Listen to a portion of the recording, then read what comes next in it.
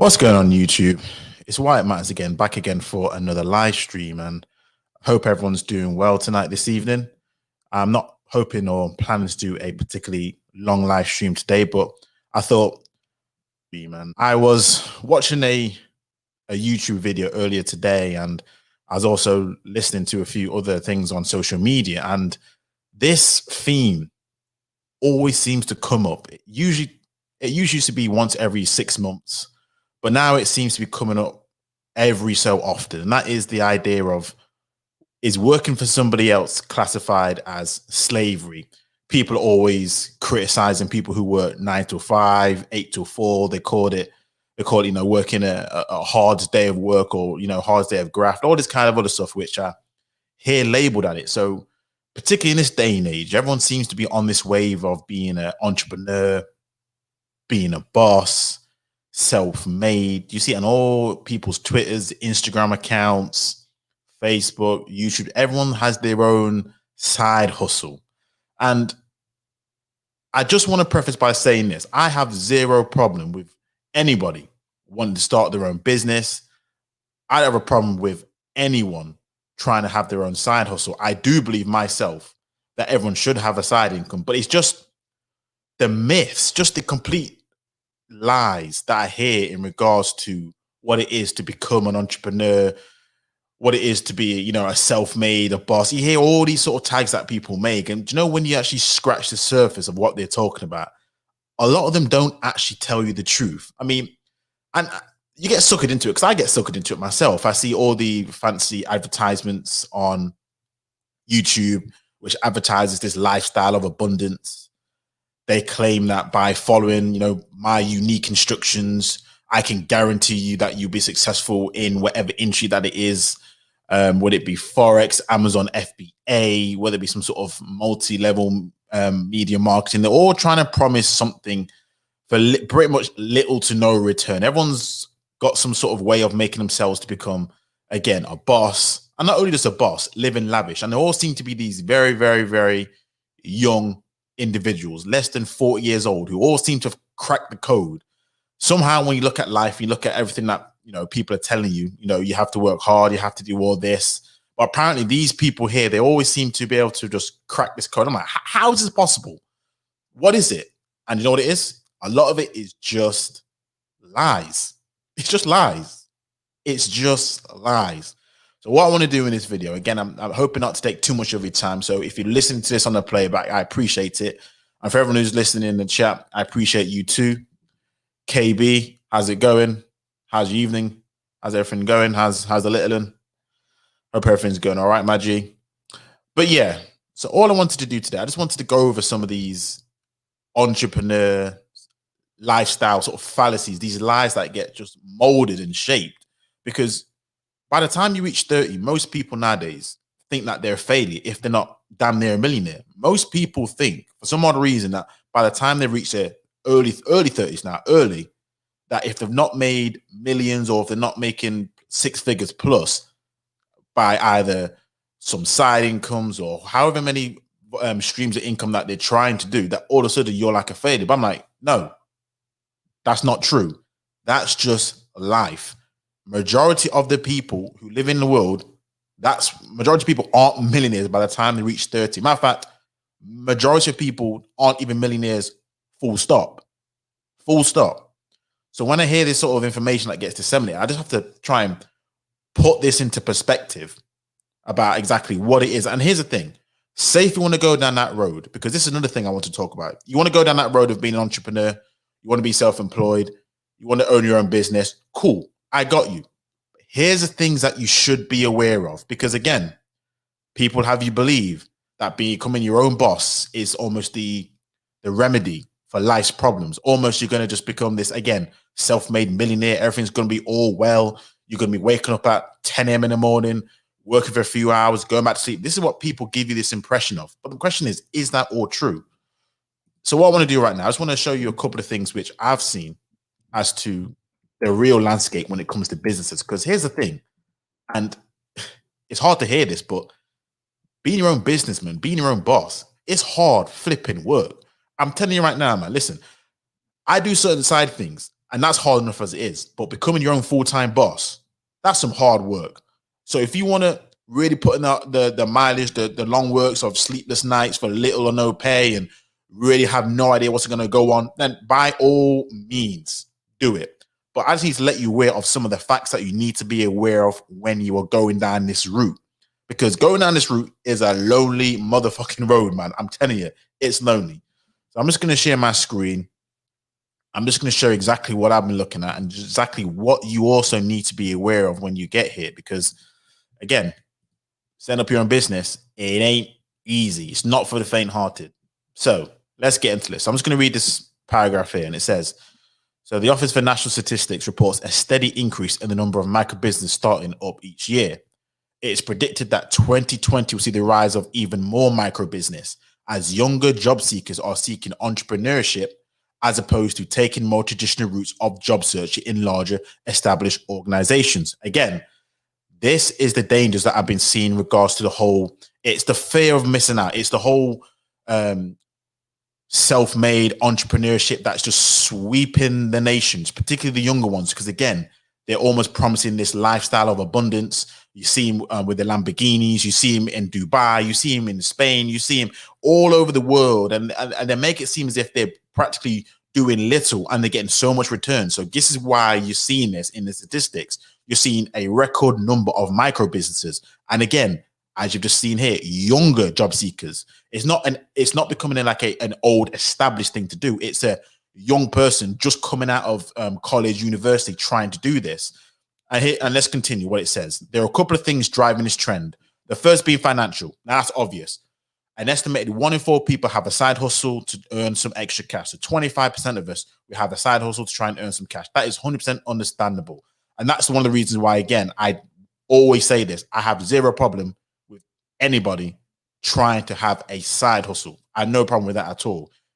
If you want to make some extra money, you want to make some extra cash, by all means. But again, we just have to let you know the real when it comes to, really setting up a business full time. But a more compelling reason as to why startups remain strong is that people want the freedom and flexibility that comes with your own boss. Now, this is something which I'm going to touch on here. Freedom and flexibility that comes with being your own boss.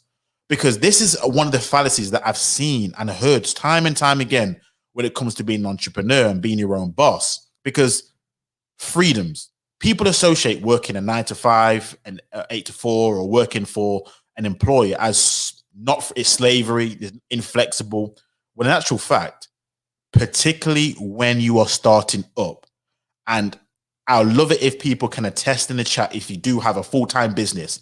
I guarantee you, particularly in your early days, you don't have the freedom. You don't have the flexibility that comes with being your own boss. Matter of fact, it's the opposite. You're working extra hours because A, you need to sort out your customer market, your base, you've got your business plan, you've got locations, you've got markets to target, you've got stock, resourcing, depending on what business you're setting up. You have so much to learn because at the end of the day, you are learning a lot of times on the fly because, again, these are likely to be younger people. They're not older, experienced people. These are younger people. So this idea of freedom and flexibility, I'm like, hold on a second. You're in the wrong job. You're in the wrong business, particularly at the start of it. At the early inception of starting your own business, you are not getting that freedom. You are not getting that flexibility. Let's continue. So entrepreneurship has become embedded in many areas of the UK, which means people feel as if it's normal to start your own business. Facts. As to working for somebody else, this is a great place, Britain, to be. We just need to sustain it. Now, that's the key thing right here, sustaining it. And again, just going on here, they did a survey, and just like in that paragraph, it says 43.7% want to set up a business in order to earn more money. Can't disagree with that there. 42.3% want to set up a business in order to become their own boss. Again, they believe it's that flexibility, that freedom, that ability to be able to do whatever they want to do, and no one can tell them anything. That's exactly what people want. People don't like to be told what to do. People have this impression that by being your own boss, you can just do whatever you want. But here's another thing as well. That's not true. There's always a boss that you have to answer to. And when you're working by yourself, it's called the customer. It's called the client. You see, there's difference when you work in a office job, because again, you have a hierarchy. You have your team manager, then your manager's manager, then so on and so on and so on. And depending, you may actually manage other people yourself. So you understand the hierarchy of things. You understand exactly about taking orders, but you understand instructions. You understand how to present yourself. You understand how to comport yourself in different environments because you understand that hierarchy. But here's the difference: your boss is the customer. Now it's a different type of boss because your customer, or even the market, I should say, that is always changing. You see, when it comes to your workplace, you kind of have a good feel about things because things are quite consistent. But in some aspects of your job, depending on what you want to set up as a business, shall I say, you ain't got that. You have to make sure that you are completely evolving to make sure A, you're keeping your customer or the market happy, and B, you understand the changes in the market. Because here's the thing, which when you're working, you don't have to really take into account. For a lot of people who work in big employees, it's the higher ups who have to worry about the change in the market, and they make the restructures, they make the change of strategy, marketing campaigns. They may go into other areas of the country, they may lessen the areas of the country. They have to do all this restructuring. That's all something you have to do all by yourself. And that's all because what you actually do have a boss. It's called the customer or the market.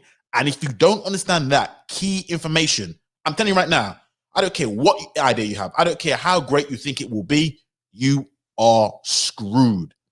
That's what I mean when I say, when people talk about, oh, I'm going to be my own boss, oh, I'm going to do this by myself. I'm like, you really do not understand what it takes to become a business person, because it's more to it than that. You have so much more things you have to look out for, which people don't really let you know.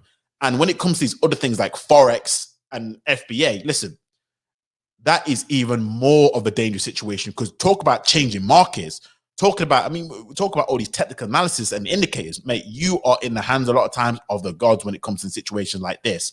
And people don't make people aware of this. They just sell you this dream, sell you this lifestyle of becoming a boss, of becoming, your own, you have freedoms, everything like that at all. People sell you dreams. And here's the reality of things. And this is what I want to get to next, because this is mind-blowing when I saw this. And this is business survival rates. Now, one of the things I was looking at is, okay, so you've set up your business, you're all good, you're all ready to roll. How long is your business likely to survive? Now, check this out. This shows between 2014 to 2018, the births and deaths rate. Now, not to cut a long story short, here's what it looks like. By the time you reach year 5, almost half of businesses in the UK have died. They're just dead. So think about this. In 5 years, so 5 years of your life, your business has likely died a very slow or painful or very quick death. I mean, look at this. Year 1 survival, you're looking okay, 92.2%. Year 2, 75%. Year 3, 61. Again, by year 5, damn near half of the businesses have died. That is crazy. So think about it. All the businesses that you think you're going to set up, whether it be a non-facing, a non-storefront, a storefront, however your business is, in 5 years, just 5 years, which is not a long time. Think about this. If your business is supposed to sustain you for the rest of your life, this is what people are trying to make it out that they can do. 5 years. You have 5 years tops before almost half are going to go down the drain. So the question is working for somebody really slavery? Because at the end of the day, here's what you're going to have. You're going to have a lot more security. You're going to have a lot more ability to be able to maneuver, because it's another thing that they don't let you know. When you're working for quote unquote somebody else, you can definitely move in different areas, and you have different skill sets which you can still improve upon, because certain areas, depending on how big the organization is, like for example where I'm working right now, guess what, I have different skills that I can utilize, and I can move to different areas of the company. So I am not stagnant. And say if that area that I'm in is poor, I can go, but I can do whatever I need to do. So these are the kind of fallacies that I see, and some of the things which people aren't aware of. People are all gung-ho about, oh, I want to set up a business. Oh, I want to work for myself. Oh, I want to have the ability to be financially free. Oh, I want to have the ability to be flexible. And here's the thing. These are all good things in principle. But the question is, how many people actually, and I mean this, actually make it that way? Because even if your business is successful, most people are working 12, 13-hour days. This is the crazy thing. People are working 12 and 13 plus hour days. And that's the next thing I'm going to say. You're 100% correct, Vincent. You're not, when it comes to working for an employee, you're guaranteed a salary. It doesn't fluctuate. Whereas when you are working by yourself, guess what? That's not guaranteed. And that's one of the major things which people nowadays are looking for the most. I'll be honest with you. When I'm working, guess what I'm looking for? The salary comes first.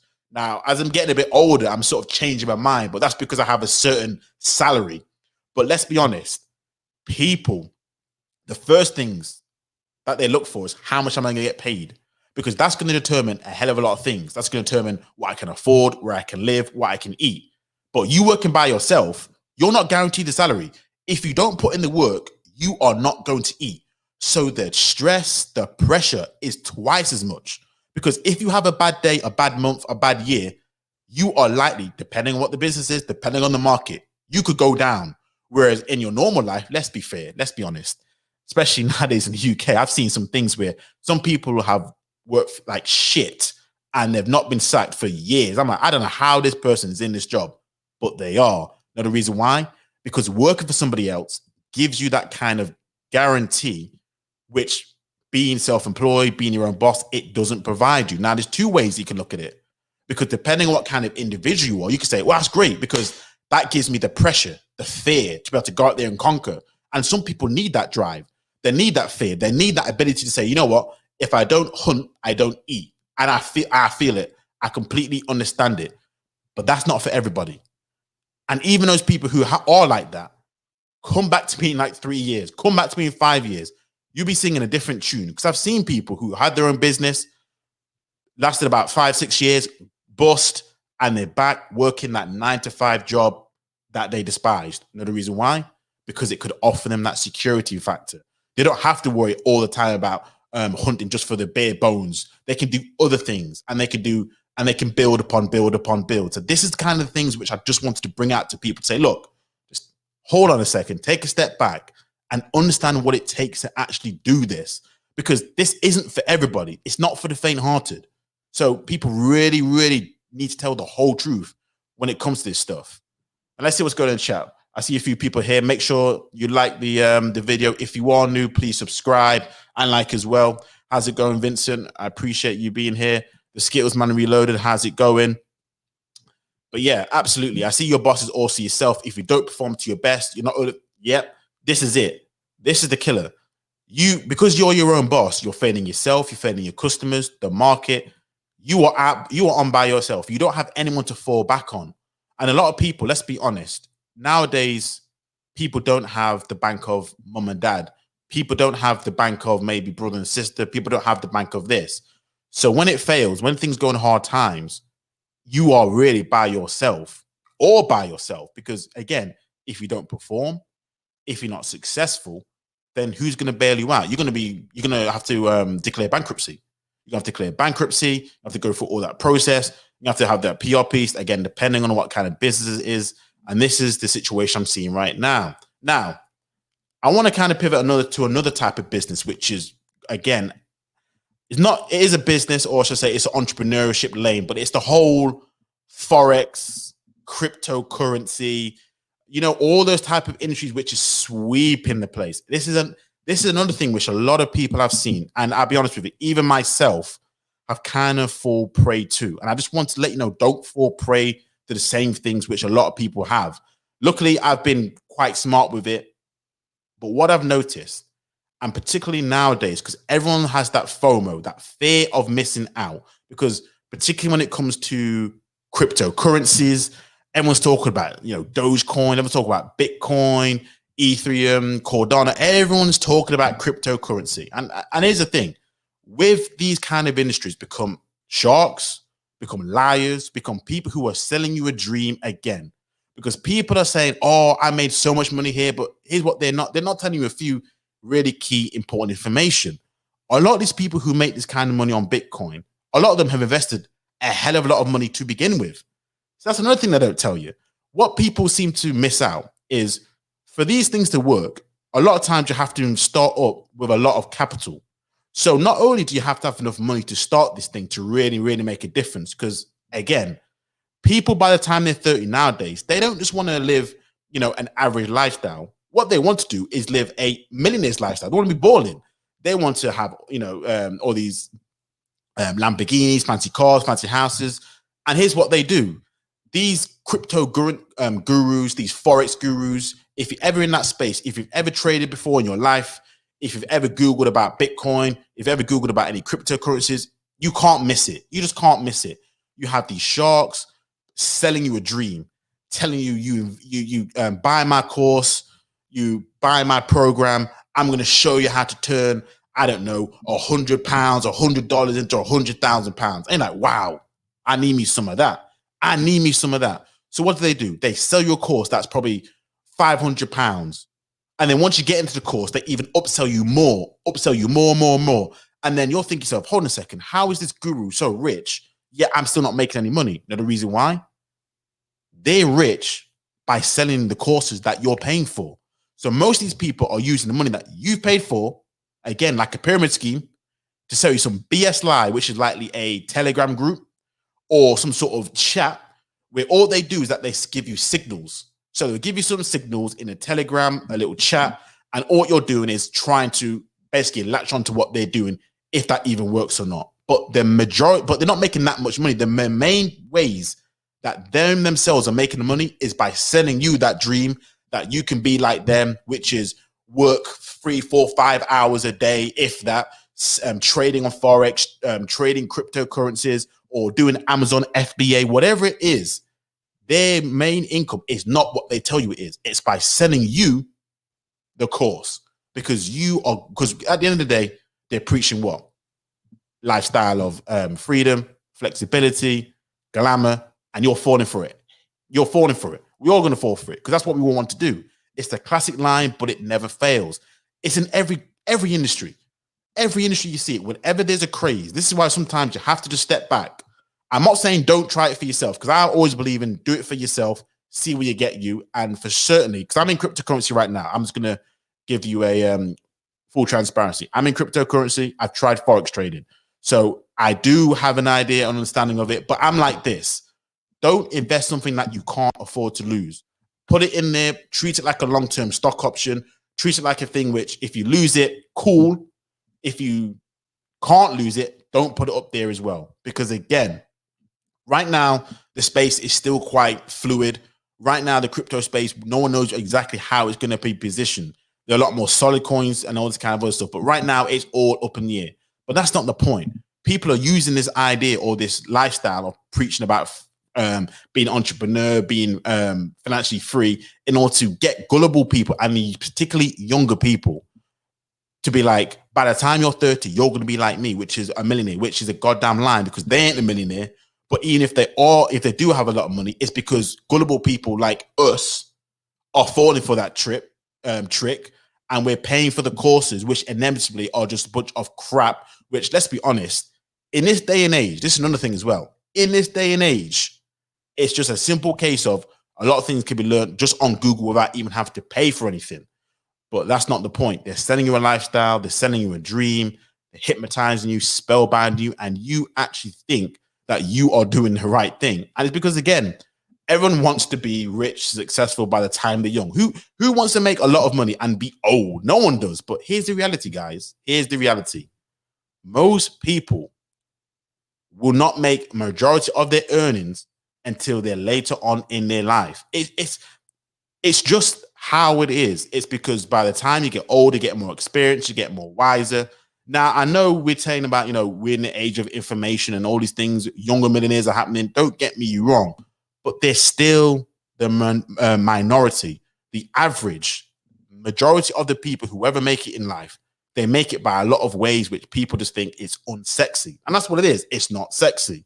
And this is what you need to be wary of. This is why when people say it's working for someone else slavery, no, it's not slavery, because two things.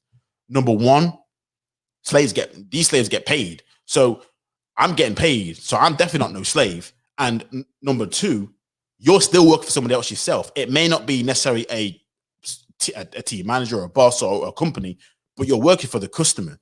And again, because of that fact, you have completely different chains on you, which I never have to worry about. So again, all these people talk about slavery and chains and working a 9 to 5, that ain't for me. I'm like, listen, cool. That's fine. But let's not shit on people who do work that 9 to 5, because a lot of people working 9 to 5, they make good money. That's another thing that people don't want to let you know. They do make good money.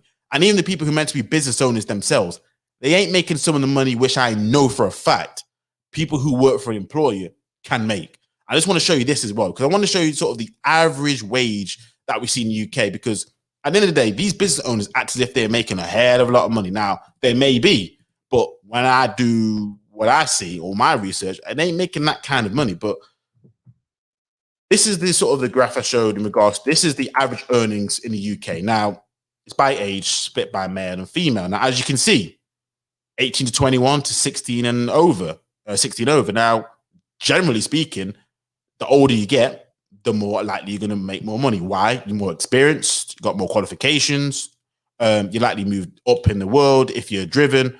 So in life, in general now, it does definitely go down just because you're in retirement age and your perspectives change.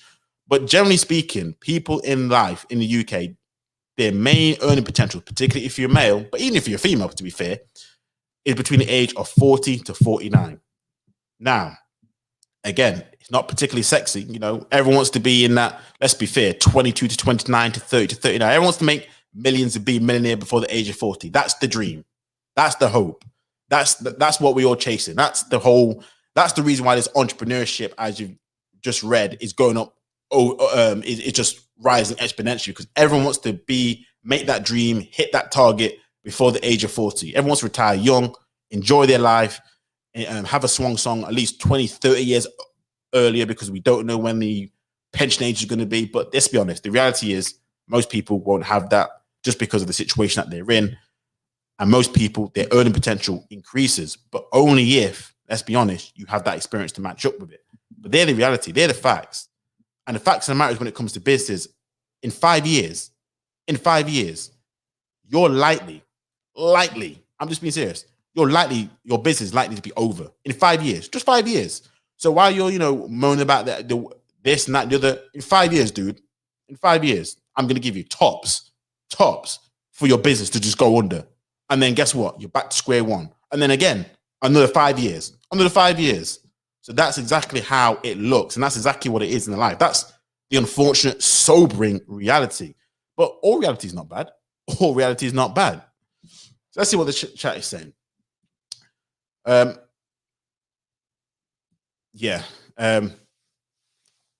Absolutely. And and that's the thing, Vincent. It is the average, which means you have low earners and high earners, but the average is the average. Average is 40K. To be fair, even in other countries, I think the US, it's not that much higher. It is about 45. So even when you hear these things, and this is why the whole conversation about being making six figures is not laughable, but it's so difficult because it's only the top 10% of people who earn that kind of money. And when you just figure out, particularly when it comes to black people, let's just keep it real. Majority of us who make that kind of money are likely to be in the entertainment industry. So whether you be a rapper, sports star, entertainer, they're likely to be in that type of field, which I'm gonna be honest with you, is a very, very, very short lifespan. These things that we're in right now are short lifespan. And I read a statistic somewhere, I'm pretty sure, where a lot of these athletes and entertainers, once they retire, a lot of times, I want to say 5 to 10 years after that, they're bankrupt again. They're completely bankrupt just because they don't know how to use their money that they got over the years. Because once they were big time, they were spending it stupidly. They have so many different kids by different women. So guess what? They're hooked on child support. So all these dumbass guys now who had all these millions throughout the course of the history of their career, thinking, what the hell have they done with their money? And it's like, guess what? They've just bled themselves dry because they thought for some odd reason that this was going to last forever. But you know what? When you retire by the time you're 40 and you realize you've got a hell of a long time to live and trying to keep up with that kind of lifestyle and you can't keep up, 5-10 years max, these guys are broke. That's why these guys, I see them on all these kind of other stuff. I see them on TV adverts, pundits, trying other stuff because guess what? They need the finances, they need the money. Even some people, particularly boxing, they try and come back. I'm like, why are you coming back for? These guys are broke. That's because these guys don't know how to spend their money, particularly at that level. You need to have a financial plan because that's just mad. Hearing that these guys are losing all the money by the time 5-10 years after they retire, that's crazy talk, considering how much money that they've made. But yeah, 42K. Yeah. I think I read. Yeah, okay, fair enough then. But yeah, it's not that much different. It's not that much different. So again, the average 52K in the US, again about 40K in the UK. So it is what it is. It's one of the things. But I just wanted to sort of lay to bed some of the fallacies and myths that I hear regarding entrepreneurship. Because here's the thing: a lot of people who say that they want to be entrepreneurs, you know the reason why they're not ready for that lifestyle is because a lot of them can't take instruction. This is the thing I've realized about people who, one of the character traits, which people think is a good thing, but I see it as a bad thing because these people can't take instruction from their bosses. So they think, oh, I'm going to work for myself because I can't take the bullshit. Okay, cool. But here's the problem with that. You're now going to have to take on bullshit from other people, which means you're also going to have to take on some of the issues which you didn't want to have to take on when he's working for somebody else. But now you're going to have to take it on from customers who you don't even know. And keep this in mind now, you have to keep them sweet because if you don't keep them sweet, they're not going to come back to get more business from you, which means that you're going to not be able to eat for the next day, next week, next month, next year, and your business is going to suffer as a result. And keep this in mind also for these people who say, oh, I don't take no bullshit from anybody else. Some of these people are then, if they're successful now, because again, likelihood, 5 years, they're done. But say if they're successful, say if they're the exception to the rule, a lot of times what they would then like to do is what? Hire other people. So guess what's going to happen there? When they hire other people, they're going to have to deal with the same bullshit that I suppose they didn't want to have to deal with. Because this is the thing which is the most ironic thing I've ever seen in my life. They would also have to take on an employee who would have to work for them. So imagine them taking on an employee who has the same mindset of, I'm not taking no bullshit from them. That's why sometimes when I hear this kind of stuff, I'm like, in order to be a good boss, you have to be a good employee. Because to be a good employee, it requires certain different traits. To be a boss, you have to take on a hell of a lot of responsibility. So you have to be quite, let's be fair and balanced, conscientious. You can't just be about, let's be honest, yourself when you're hiring people. You have to look at the emotional well-being of your staff. You have to worry about other things like sick, performances. There are other things you have to manage when you are that successful, which people don't seem to take into account. So a lot of people just mentally aren't even ready to have their own business. That's why some people just work for themselves, depending on what business that they do, which is cool. But still, there's always something which you have to take into account, which a lot of these people who say, I want to be my own business, I want to be my own boss, I want to be this, I want to do that, I want to do this. Bruh, you aren't ready for this kind of stuff. You're just not ready for it. A lot of times people say this because they just don't want to have to put up with the hard work, the discipline that it takes to work. Because this is all what it comes down to, regardless of who you work for, somebody else or by yourself in your own little business, in your niche, you have to put in the goddamn work. If you don't put in the work, it don't matter what field, where you're at, these things aren't going to happen. And these things aren't going to happen overnight necessarily as well. There's so many businesses, even the YouTube thing, because this is another thing as well, YouTube. This is one of the most, on paper, easiest niches or easiest things that people think that they can do, because everyone's trying to make it successful on YouTube nowadays, because all you need, let's be honest, is an internet connection and an account, a YouTube account. And depending on what it is, a camera and some other stuff. But let's be honest, people put their phones as cameras nowadays because everyone's got mobile phones, smartphones. So people are using YouTube as a means of setting up their own business. But again, here's what people also aren't taking into account. How many YouTubers in the whole space of YouTube are successful? It's a very small percentage. And even us as YouTubers, we have to look at the market. What are the topics that are trending? What are the customers saying? Because again, technically, I'm working for myself. But what do I have to do? I have to look at you guys, the audience. I have to look at what you guys are saying, what you guys want. I have to look at exactly what it is that the market is saying in this space. What's trending, what's not trending. Don't need to get onto straight away. I need to be more entertained. I need to be doing this. So even when it comes to things like YouTube, which again, people are trying to get onto, you really have to understand every market that you're in. And even still, guess what? It requires work. And that one thing that people don't seem to want to really say, look is one of the most strangest things to try and say to somebody, but a lot of time it's luck and timing. So you can have the right setup, the right marketing, the right promotion, but just that look, the timing, the way how the algorithm works, the way how the flipping, the sunset, the way how the moon was, if it was a calf crescent, I don't know what the hell it is, but sometimes it's just that bit of luck. But at the end of the day, a lot of times you make your own luck, but you have to work at it. And the same with this YouTube thing. You have to work at it like a business. A lot of YouTubers aren't successful in their first goddamn 3, 4, 5 years. I've seen YouTube channels, I'm telling you, who have been going on for 10 plus goddamn years, and they're still not cracked 1,000 subscribers. Or here's the other thing that people don't want to let you know of. Say you've cracked the case and you've got like, I don't know, 500,000 subscribers. You still have to make sure that you reinvent yourself, because again, like a business, it will die, because even the most biggest business have died. Toys R Us has been an example. Mapping has been an example. What else has gone bust recently? There's another one I'm thinking of, but Toys R Us, definitely, that's a classic example. That was been going on for years and years and years. But a lot of businesses, at some time, they go under. Like YouTube channels. Listen, this channel for me, it may only be for a short space of time, because I may only have a short window for my message to get out, or a short window for my message to become redundant and no one gives a shit, and then my channel is dead. Dead. Woolworths. Thank you, KB. Yeah, that's right. Woolworths. So that was a classic example back in the day. But this is the thing. This is all about business. This is, if you understand all these little things of how business works, it's all the same thing, just in different niches. Do you understand the customer? Do you understand the market? Do you understand how much work it requires, how much effort, preparation it's required? Because again, there's some business which only last, again, 5 years, as I've said, but there are only some business which will only last a certain period of time before, guess what? A competitor comes in the market and usurps you, sells something at a cheaper price, has a better product, has a better design, has a better marketing promo, and then you're done out here. And then what? So when I hear these sort of things in regards to how working for yourself, also work for somebody else, you're a slave, how can you work a 9 to 5 in this day and age? How can you do all this other kind of stuff? I'm just like this. Relax. Just relax. This is, let's be honest, work for somebody else, again, it's not slavery. There's more security in it. People don't really understand the effort that it requires. And some people aren't even ready for the effort that it requires. So when I hear these things, I'm just like, look, it is what it is. Again, I have no knock against anybody who wants to have their own business. At the end of the day, I do believe that everyone should have their side thing.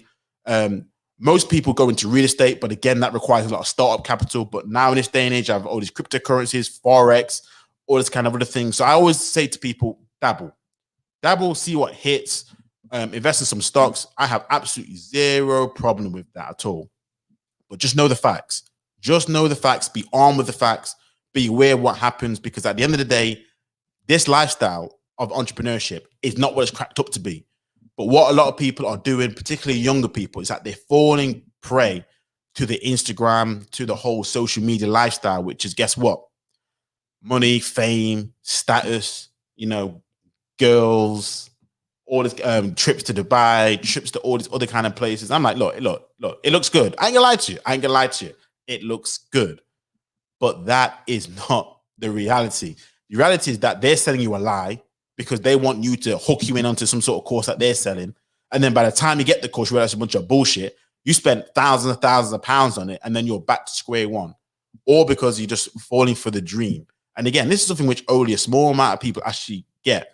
And even the people who are big, they will tell you themselves the work that they had to put in, and they still do, because they still have to make sure that they're still on top of their game. A lot of these people in this type of lifestyle, what they're not telling you is this: just because they've made it, it doesn't mean they're coasting. A lot of times looking at the next thing, the new thing.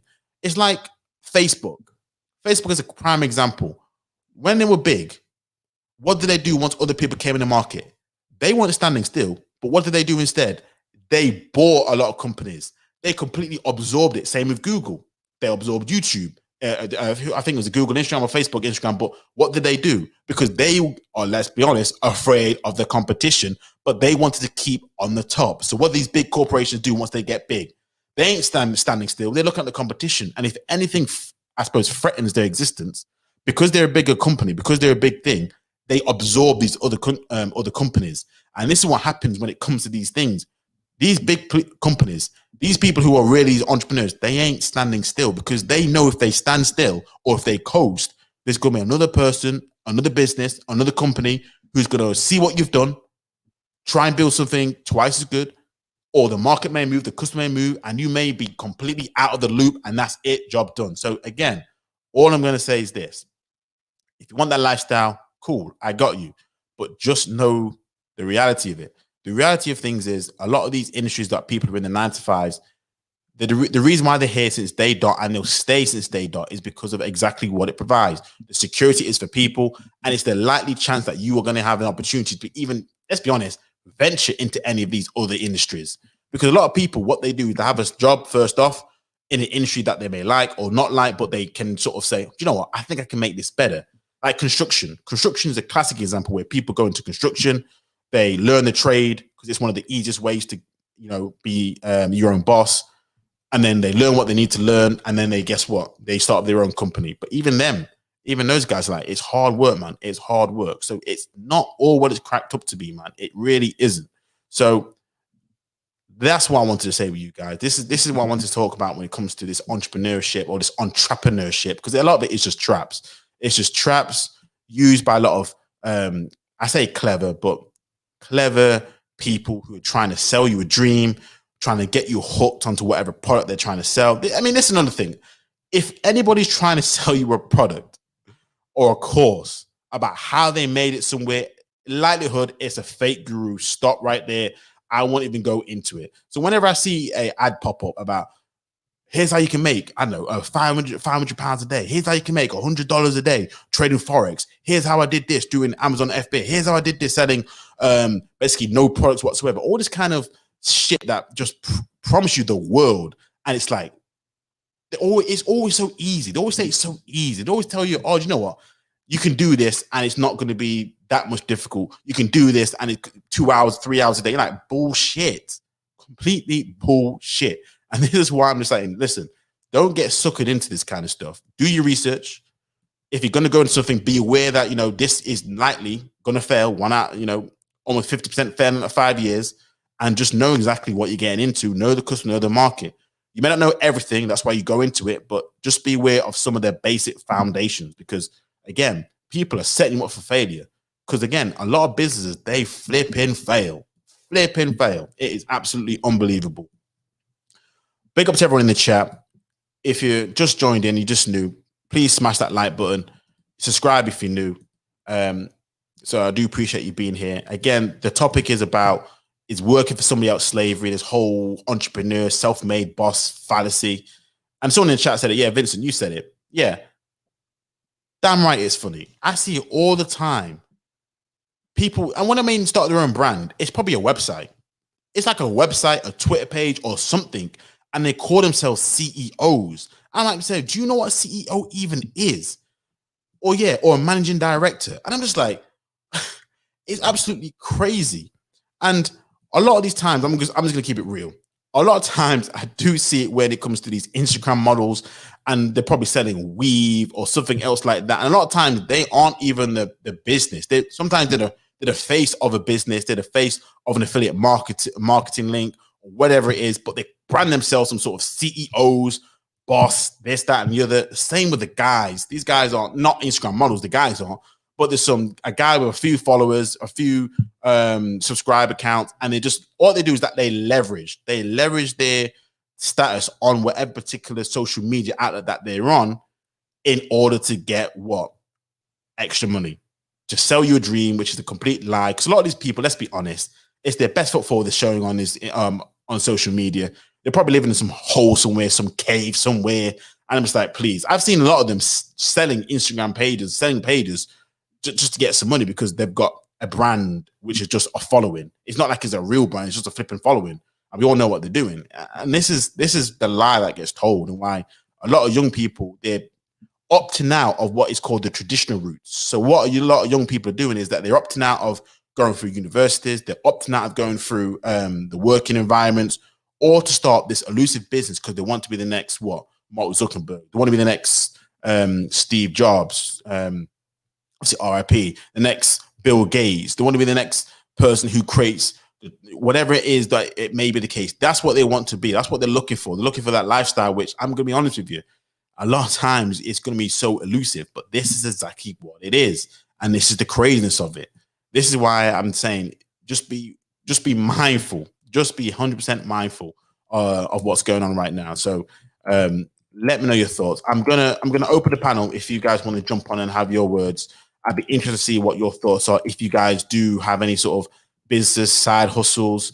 I'd be interested to see how difficult it was to actually make a profit. Because this is another thing as well when it comes to these side hustles like Forex, cryptocurrencies. A lot of people who are very successful, they've said this to me. It took them like a year to 2 years to become even solvent. So think about this. Could you in your life right now, could you quit your job and full-time do this knowing that it'll take you 1 to 2 years for you to even make any profit? Could you do that? Because that's what a lot of these guys don't tell you as well. A lot of these guys don't tell you that it took them so many years for them to become profitable, even though they were following other people. So it wasn't if they were just going blind. They were following other people, and they exactly didn't make any money for like 2 years. That's how mad it is. So it's not as if, again, back to the early comment today, it takes a hell of a lot for you to become successful. You're not just going to make 3 times, 4 times your current salary what you do now just by you having a great idea or you thinking that, that's what I need to do now. No. It takes a hell of a lot more than what people go on. What's up, KB? How's it going? How you doing, bro? I'm good. How are you? Yeah, all good, man. All good. Another good stream, bruv. Very, very good. Very interesting. I love this subject. There's so much you can go on. Well, what I wanted to start with is I've me. I wouldn't say myself per se I have a business, but I've definitely known several people that have been very close to me that have, and I've been at least involved in the process somehow. And it's everything you've been saying has been really interesting. So let me start with, let's say, with my dad, right? So his main sort of profession, passion has always been a tailor. Well, basically clothing. He's a tailor by trade. Um, Now, what's interesting seeing someone like him, and obviously getting older, seeing people with business, is several things. And like you said, there's a lot of things people don't consider and don't look at. Yeah. But also interesting things I find, depending with businesses, especially nowadays, a lot of people want to do products. I was just saying it in the chat. Um, and a lot of people like to shun services because it's like there's almost still a stigma of, oh, that's not a proper business. Now, for what I've seen personally is, in my opinion, the people that make the best products are those that do something or can create something that they're passionate about. I.e., let's say my dad is something he was really passionate about and he's really good. Like even from before he, established his business, he was always into that sort of stuff. Any money he had was on sewing equipment and all the type of materials and that sort of stuff. Yep. But even including him, I find they make the best products, but business-wise, they're terrible. Just like you're saying, my dad and people, I can imagine nowadays it must be very easy to suck people in with the presence of having a business because everything now is image and perception. And I'm when you're talking about things like the way people perceive things and it just go off image, I was thinking of me being smaller than my dad. Now my dad had the world of contacts. He had really good contacts. He was at certain shows, meetings. He used to fly across to France and stuff. So he knew a bag of people, but the money wasn't correlating to the people. If on face value, the money didn't correlate. Does that make sense? Yeah. And I can imagine if he was around now, let's say, not even necessarily him, but someone like him with the ilk, they could stunt. They would have bare followers on the gram. I can imagine how it would look. Them ones you're in a picture with a certain person. Oh my days, this person, you've made it and all this rubbish. So it's quite interesting. On the flip side, I've known people that have been very good in the financial aspect, the business aspect, the logistics of it, how business works. But when it comes down to product wise, and especially because a lot of people discount, like you said, the customer, there's always going to be a customer of some sort, whether it's a product or a service. I think what a lot of people discount, and unfortunately to say, what a lot of black people seem to dismiss is the whole customer service aspect.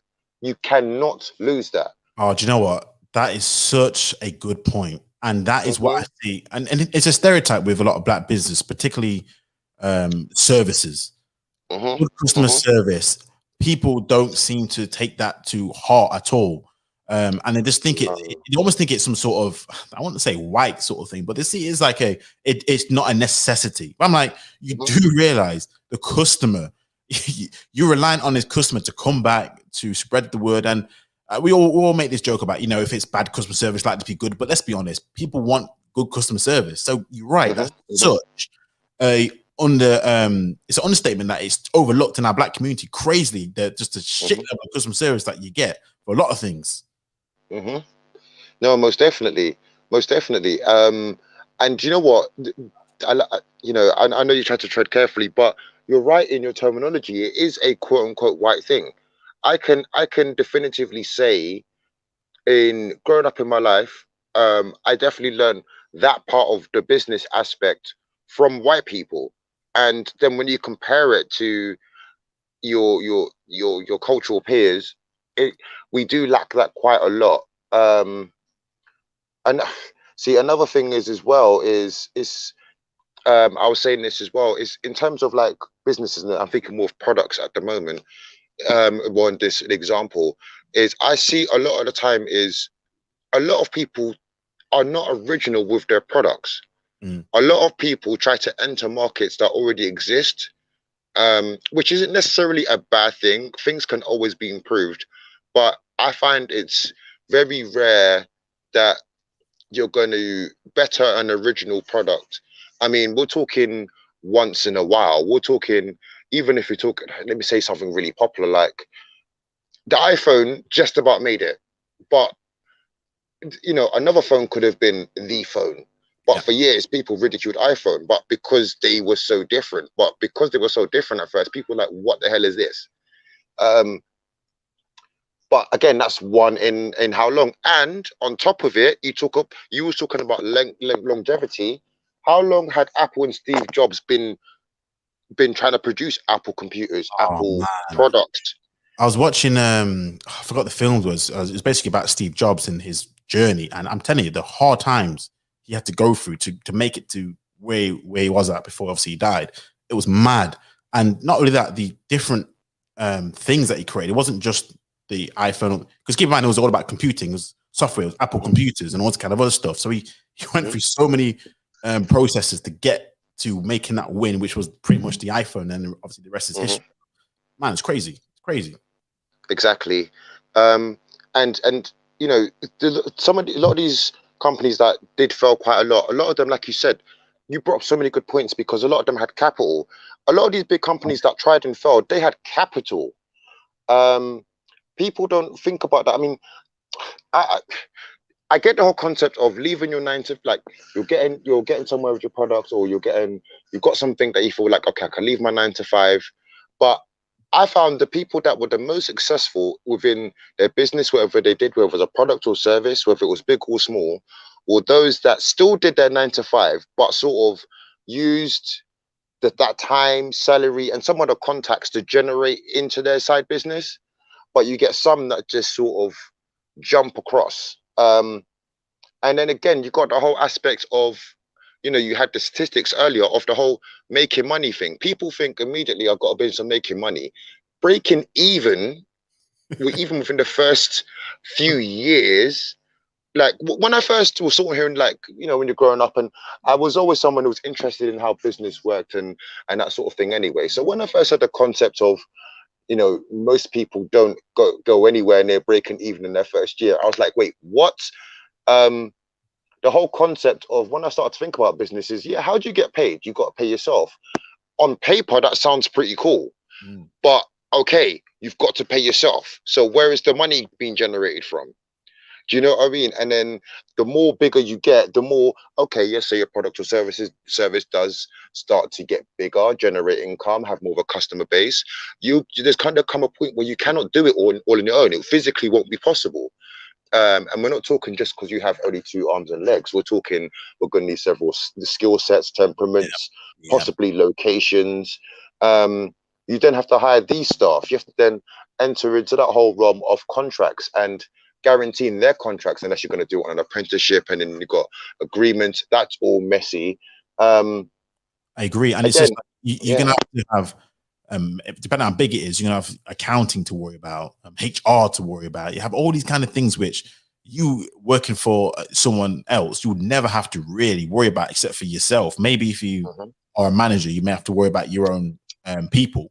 under you. But let's be honest, again, you have areas which have skill sets, but you're right, you have to hire these people, then you have to manage them, and it becomes so much stress. I mean, this is one of the reasons why sometimes I'm like, I really don't want to have to manage people, because managing people is stress. It's stressful. You got yourself to worry about, your business, you got other people to worry about, and all of this is for your own business. So imagine how stressful or stressed you're going to be, because this is about your business. It's, you know what I mean? You could always like, don't worry about it because it's not your business. You could, when it's your own business, you have to worry about all these things. So you just stress from like day one. And if you're not even making, if you're only breaking even, as you said, which I 100% agree, you're like, is it worth it? And you just burn out. You just burn out, I can imagine. So I sometimes understand why business, let's be honest, half of them are going to fail by 5 years. 5 years. It's just it's a lot of work. You're more stressed, you're more worked out, you're not less stressed, you're not having this freedom or flexibility I'm seeing. I mean, I'm not saying you can't have that, but they're the people who've been working long to get to that sort of stage. So no, it's crazy. I was gonna ask, is your people still, are they still doing the business servicing, tailoring? Are they still in business? Or my dad still does so. He's mainly located in Nice and Marseille, so he's in France like majority of the time now. But now, that's the question. I don't know if you know, is he still working the same? Is he still working as hard, or is he less hard? When did that sort of change, if it did? Okay, so I'll say it got to the point more of he could delegate. Let's say, so he's like what, mid-60s now. So let's say it's only been about 15 or so years where he could start to really delegate the work, and he could sort of not so much chill, but he can concentrate on other things, as in like gaining sponsorships and stuff. Like there's still some areas even up to now where he's taken more of a backseat role in terms of being hands-on the physical workload, but on another aspect he's taken on more because there's still certain areas. I mean, we talk about it and I kind of have a go at him, and it's like there's certain bits you should have still, I know you've tried to, but should have secured. There's still certain, as in like I say, sponsorships and still meeting with certain people, having to be here, there and everywhere, which really should take 2 or 3 people. So it's an interesting question. Like you say, it sounds like he's still working pretty goddamn hard. You know what I mean? Yeah, he is. Like 60 plus years living that dream lifestyle of 2 hours checking, and he's just seeing that money come into his bank account. Exactly, because and the thing is that if you used to see like pictures of him, if you say for example like the south of France or something, again, if you just look at the imagery and he's with next to this important person, and you would think these everything's cushy, but it's and the thing is that is what I did see from him is when you're in business as well, I think a lot of people get caught up in the whole and I think black people as well is you can get a business credit and this, that and the other. And people not thinking a business is like a mortgage, probably even more so as well, because it's you're going to get credit, you're going to get things thrown at you, you're going to get contacts, you're going to get access to certain things, but losing it actually is probably even more shaky than, let's say, a property, because a lot of it does depend on the market. If you've got a product that is, well, a products in general, there's going to come a point where there's going to be some sort of wave and or season that people aren't checking for it no more. So much people lost their businesses last year in the pandemic because people just didn't need their stuff. Like just basically, like it's that simple. Like we just don't need to buy from you, or we just can't afford to do so. Do you know what? Something else you said earlier that really struck a chord with me as well was the whole protection thing. Now, don't get me wrong. I'm not against running your own business, being an entrepreneur. I think it's great. I think if you can do it, go for it. But we are aware of what you're getting into. But at least when you're actually working under a corporation, there are certain things that I can only be thankful for certain protections from. Like I agree. I mean, I'm going to talk about things like sick pay, holiday allowance, and depending on company, where you get certain benefits, which you ain't going to get if you work by yourself, at least not for maybe a hell of a long time, that discounts, wherever it may be, you get so many protections which you just take for granted. It's crazy. Exactly. Because even if you're like you was mentioning about the customer and someone that's self-employed and entrepreneur, let's say if there was a critical situation with a customer to the point where not only that something occurred of whatever, whatever situation, but let's say that the person involved, the customer, was going to sue you. When you're working for a company and let's say you're someone who's engaged with a customer and something's happened, it's not that simple. These companies are going to have unions, they're going to have lawyers, they're going to have so many little bits to get to, and that person is not going to be suing you individually. Everything under that company, the LLC, everything under it is gonna, it's you as well. It's like you're the face of it. You are the company, so you fall with it as well. At least with the company, there, like you said, there's that structure. Even if you are quite high in a company, yes, there is people under you, and you're probably gonna fall before they will, but there's still gonna be that layer of protection. Even for those that are really high in certain companies, when you've got that board, there's going to be a hierarchy in the board. So there's always going to be that layer of that. And like you said, on a base level, sick pay, maternity pay, grievances. And you even got things like, the world we live in now, workplaces are very vigilant on discrimination and, that sort of thing within the workplace. You get different sorts of protection now. Yeah. And for example, the company that I work for, they've got unions that you got unions that could protect yourselves against these companies if they do you wrong. So you got that in between. My corporation and their union always have beef. Yeah. Absolutely, and the thing is, with big corporations, you have that layer of protection where it's all formal and it's all protocol, so it's all nicely wrapped. So even the employers, they're pretty much good. You know what I mean? You don't have to worry about any of that. But one thing I was gonna say, because do you think, and I suppose this is a question to the chat as well, do you think as a man it's important that you at least strive to be your own boss? Because obviously we talk about the dangers of it, but do you think as a man, do you think it's something that we need to probably do in order, particularly as black men, in regards to the black community? Thank you. I was hoping you were going to say that. Do you think that's important? Because obviously we've sort of been a bit pessimistic, but do you see it as an important character trait that at least a lot of us have to sort of go into to be our own man? But not only that, to show that we can actually lead, because a lot of it is about leading, isn't it? Vision, having that awareness, being able to drive that vision home, see it into fruition. Do you think that we need to have more of an entrepreneurial spirit, though? Well, to be perfectly honest, that's a very good question, and I think definitely yes, we do 100%. And they would benefit us, not only they will benefit our community overall, because one of our problems is that we all want a leader, but nobody wants to be the leader. So, we have to start having more people that are willing to try and take that stride, that risk. And yeah, I get it. There is a lot of risk involved, and nobody wants to lose. Nobody wants to be that person that's supposed, I don't know if it's black people's that whole perception of that person made it, they left the ends, or they made it and then they come back with their tail between their legs. I think that's what a lot of black people are afraid of. They don't want to be that person. The embarrassment. Do you know what I mean? Yeah, but the thing is, to be honest, I was going to say, with that though, every single great entrepreneur businessman has had a lot of failures. I mean, failures is part of the journey, almost the initiation. I agree. But you're right. It's that embarrassment. And I think as well. Sorry, go on, bro. Sorry. I was going to say, because one of the things which I've always noticed is a lot of black people are concerned about, and rightfully so, is the support in the black community.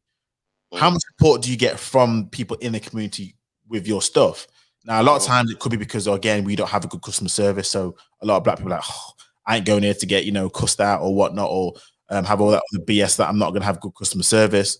But then I'm like, we probably don't support each other as we want to. Now, I don't know if you guys participate in this, the Black Pound Day. It's like every first Saturday of the month. I don't know whether I you're did. getting in the chat. Let Yeah. me know whether you do the same thing. It's very important. Again, trying to start from the ground root, because I think we have a spending power of 300 billion in the UK.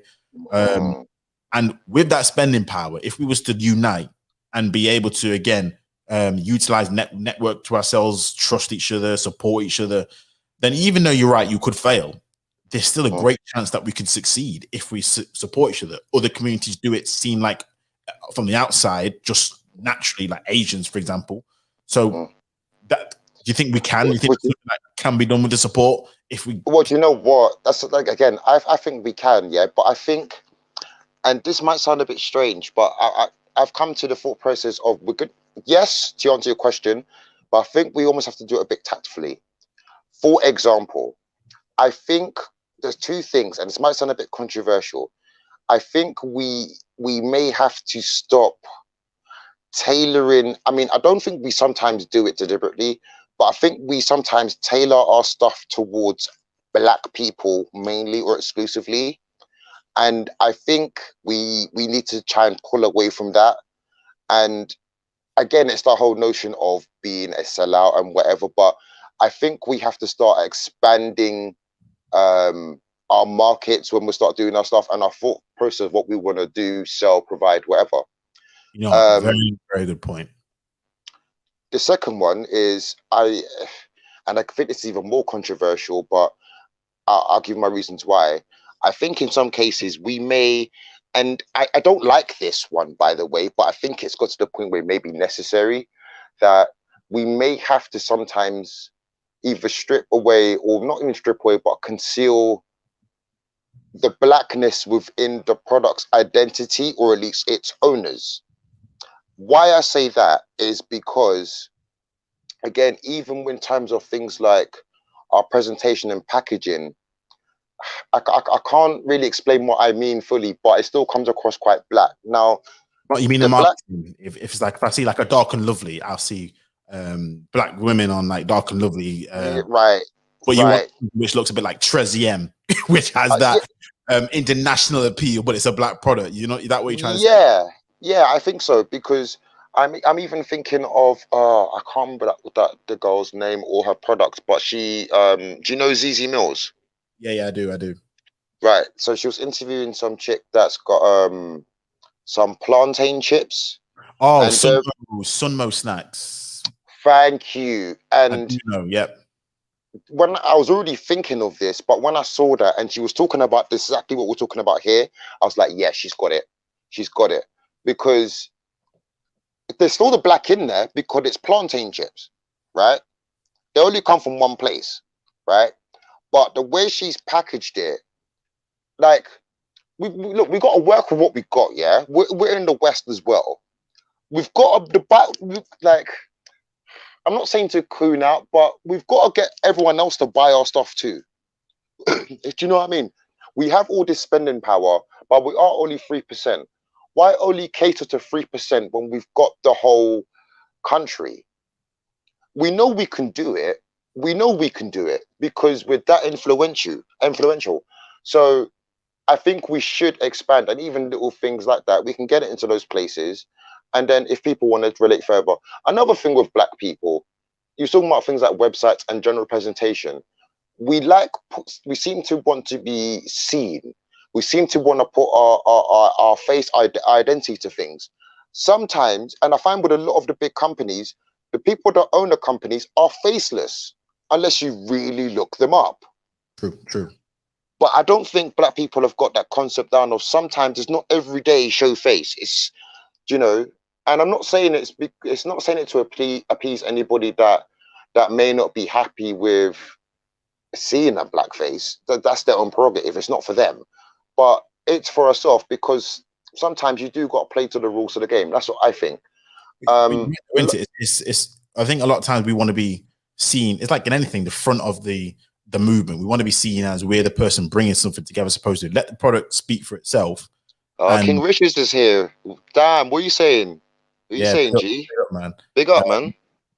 But yeah, a lot of times it's just a case of sometimes we don't like to play the background. We want to play the foreground. And you know what kills me? This is how really next level we could be. we could be the ones making the product, but we'll have somebody as the face of it who's not even us. You know what I mean? But I think we wouldn't like that. I think if we knew that that happened, we as a people wouldn't like that person. We would call that person the sellout. I think what we'll call that person are a white person trying to take credit for something that a black person created, as opposed to saying this is the black person who created this product. Sometimes I think that's what's going to happen. I see it a little bit, but I think if it's like that, I see that happening. It's stupid. Do you think we'll be more worried about the representation rather than overall? Yeah, we will, won't we? Yeah, we'll be sensitive to that. Turtle Bay. I don't know if he was watching it, but Turtle Bay got killed. And what was going on is they didn't like Turtle Bay's food because it's terrible, and there did not any black chefs there. But I thought to myself, the problem is you care about representation.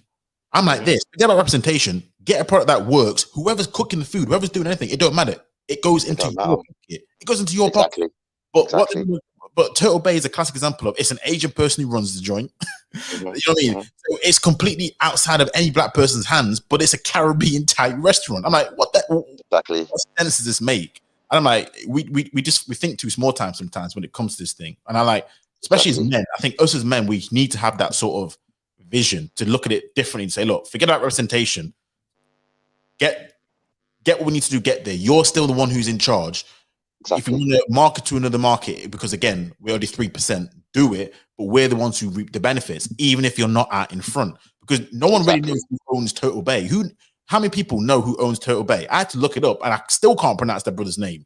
That's what I'm saying. I still can't pronounce it. I don't know. You know what I mean? It's just like, forget about all that nonsense. Worry about making the product and reaping the benefits from it, regardless of who actually is, how represented you are in that national field.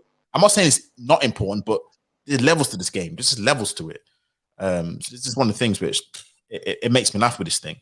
Do you know what? Even you bringing up Asians, yeah, that's another thing. And you're saying, you know, and it is on us as black men to do it, is a lot of the time when they're businesses, and, you know, the perception does generally seem correct. They do seem to be that much or that bit better at the business sense. I don't know why.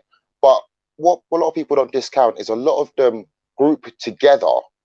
We don't do that. They'll group together to just all bound around one thing and expand from there. But it's like we're not willing to do that enough as well. And that's another thing which I think is stopping us.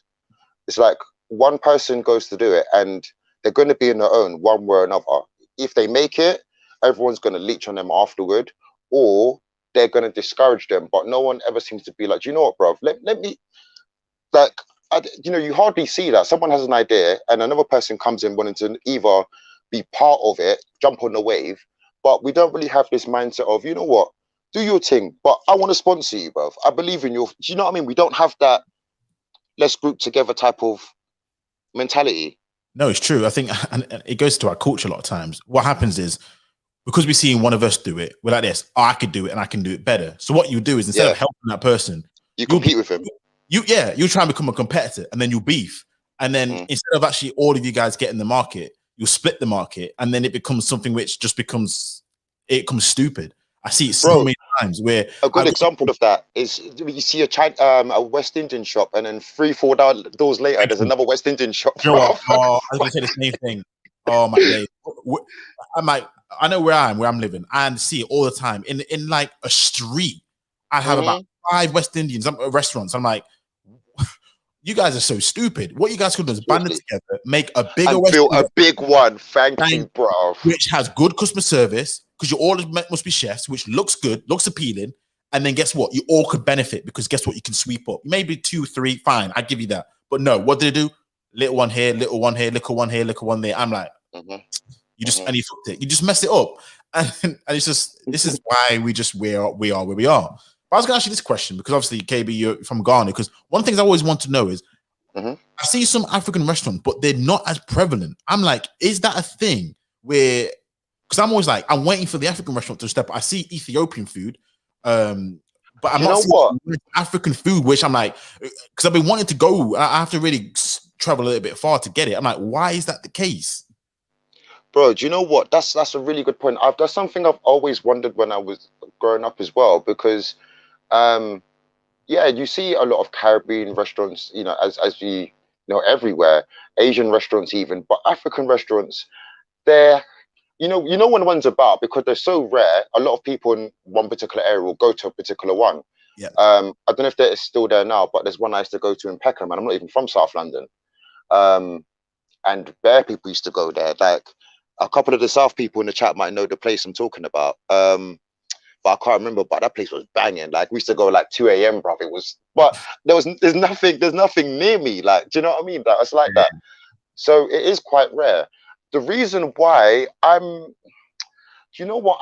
I'm not even sure why, because I would say definitely, because like as Ghanaians and West Africans, we're definitely as much into our food as Caribbeans are. So I'm quite surprised, Yeah, I'm always got an impression, because stereotype a little bit, but Africans very, very big in business, and I don't know whether it's because they think they've seen our model and thought it's not working out for you guys, therefore the business sense is in something different, which probably has a little bit more weight to it.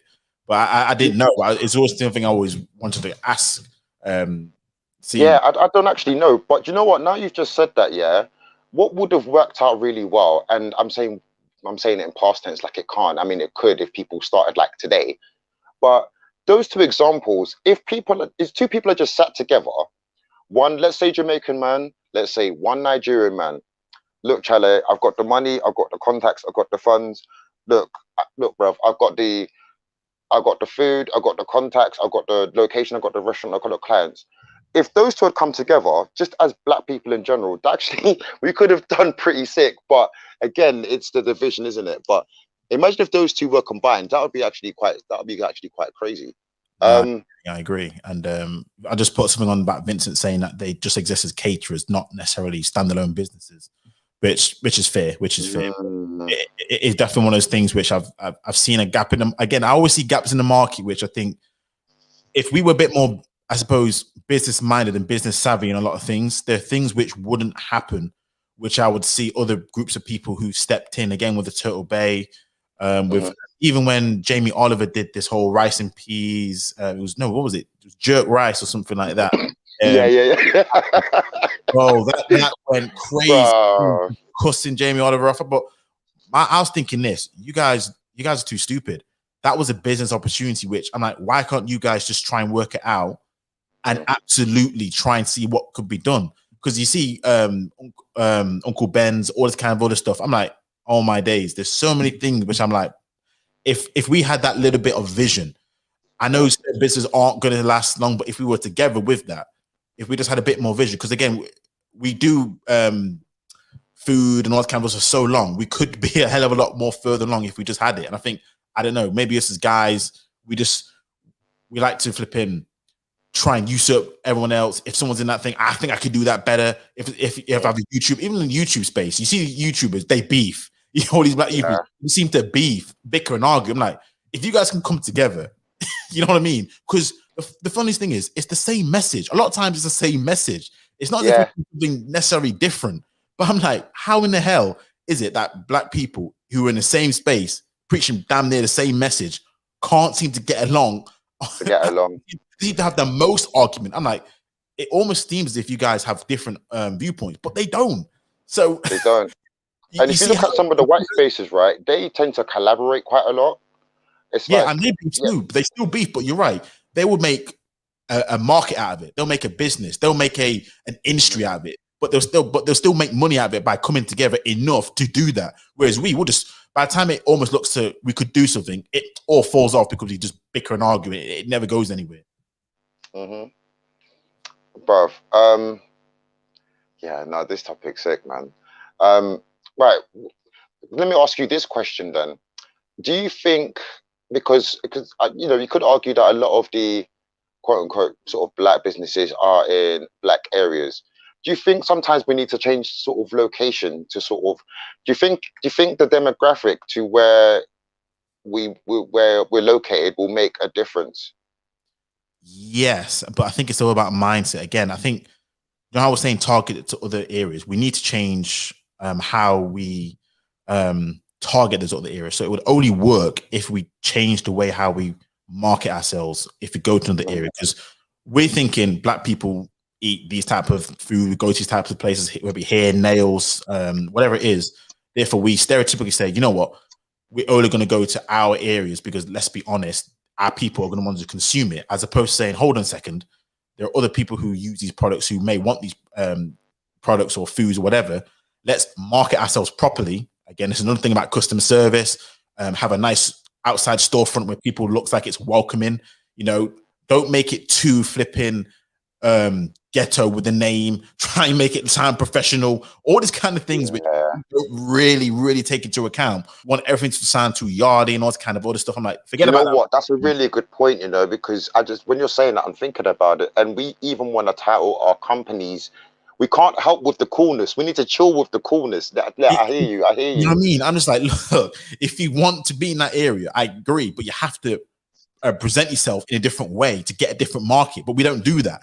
I see when it comes to anything, it's always some sort of play on word, which you can tell a black person runs this thing, as opposed to just having, it sounds white, whatever, I don't care, but it's just a professional flipping. It's just a business, yeah. It's good business sense. And if we could just sort those things out, which are quite basic, then I think we can move to those other areas and we can make a difference. But right now, though, no. If in our same mentality, our same way of doing things, we're just going to alienate people. So only if it works, only if they do those kind of things. If they adopt those principles, then hell yeah, it can work. But again, a lot of us aren't ready for that kind of leveling up. We're just not ready for it. So to even say this kind of things, sending out, it's just mad. Just want to say a big up to the chat again. I saw a few people coming in. Make sure that you like the chat, you share, subscribe if you are new. I do appreciate it. I've dropped the link in StreamYards if you do want to participate. Feel free not to. I'm happy for you to be as comfortable as you possibly can do. The topic is working for somebody else. Is it slavery? We talk about the entrepreneur life. A lot of it that we hear, a lot of it's fallacy, lies, sending you hope and dreams. A lot of it is hard work. So everything we talk about right now, we have to stress this shit is hard work. But a lot of times, I do say this, we make our lives a hell of a lot harder because we don't seem to know the basics, or we don't seem to want to really progress to that next level because we're too comfortable in a lot of just bullshit that we do because it's tolerated. I think a lot of our businesses, because we know that only black people really do it that well, we tolerate the bullshit because we can't really go anywhere else.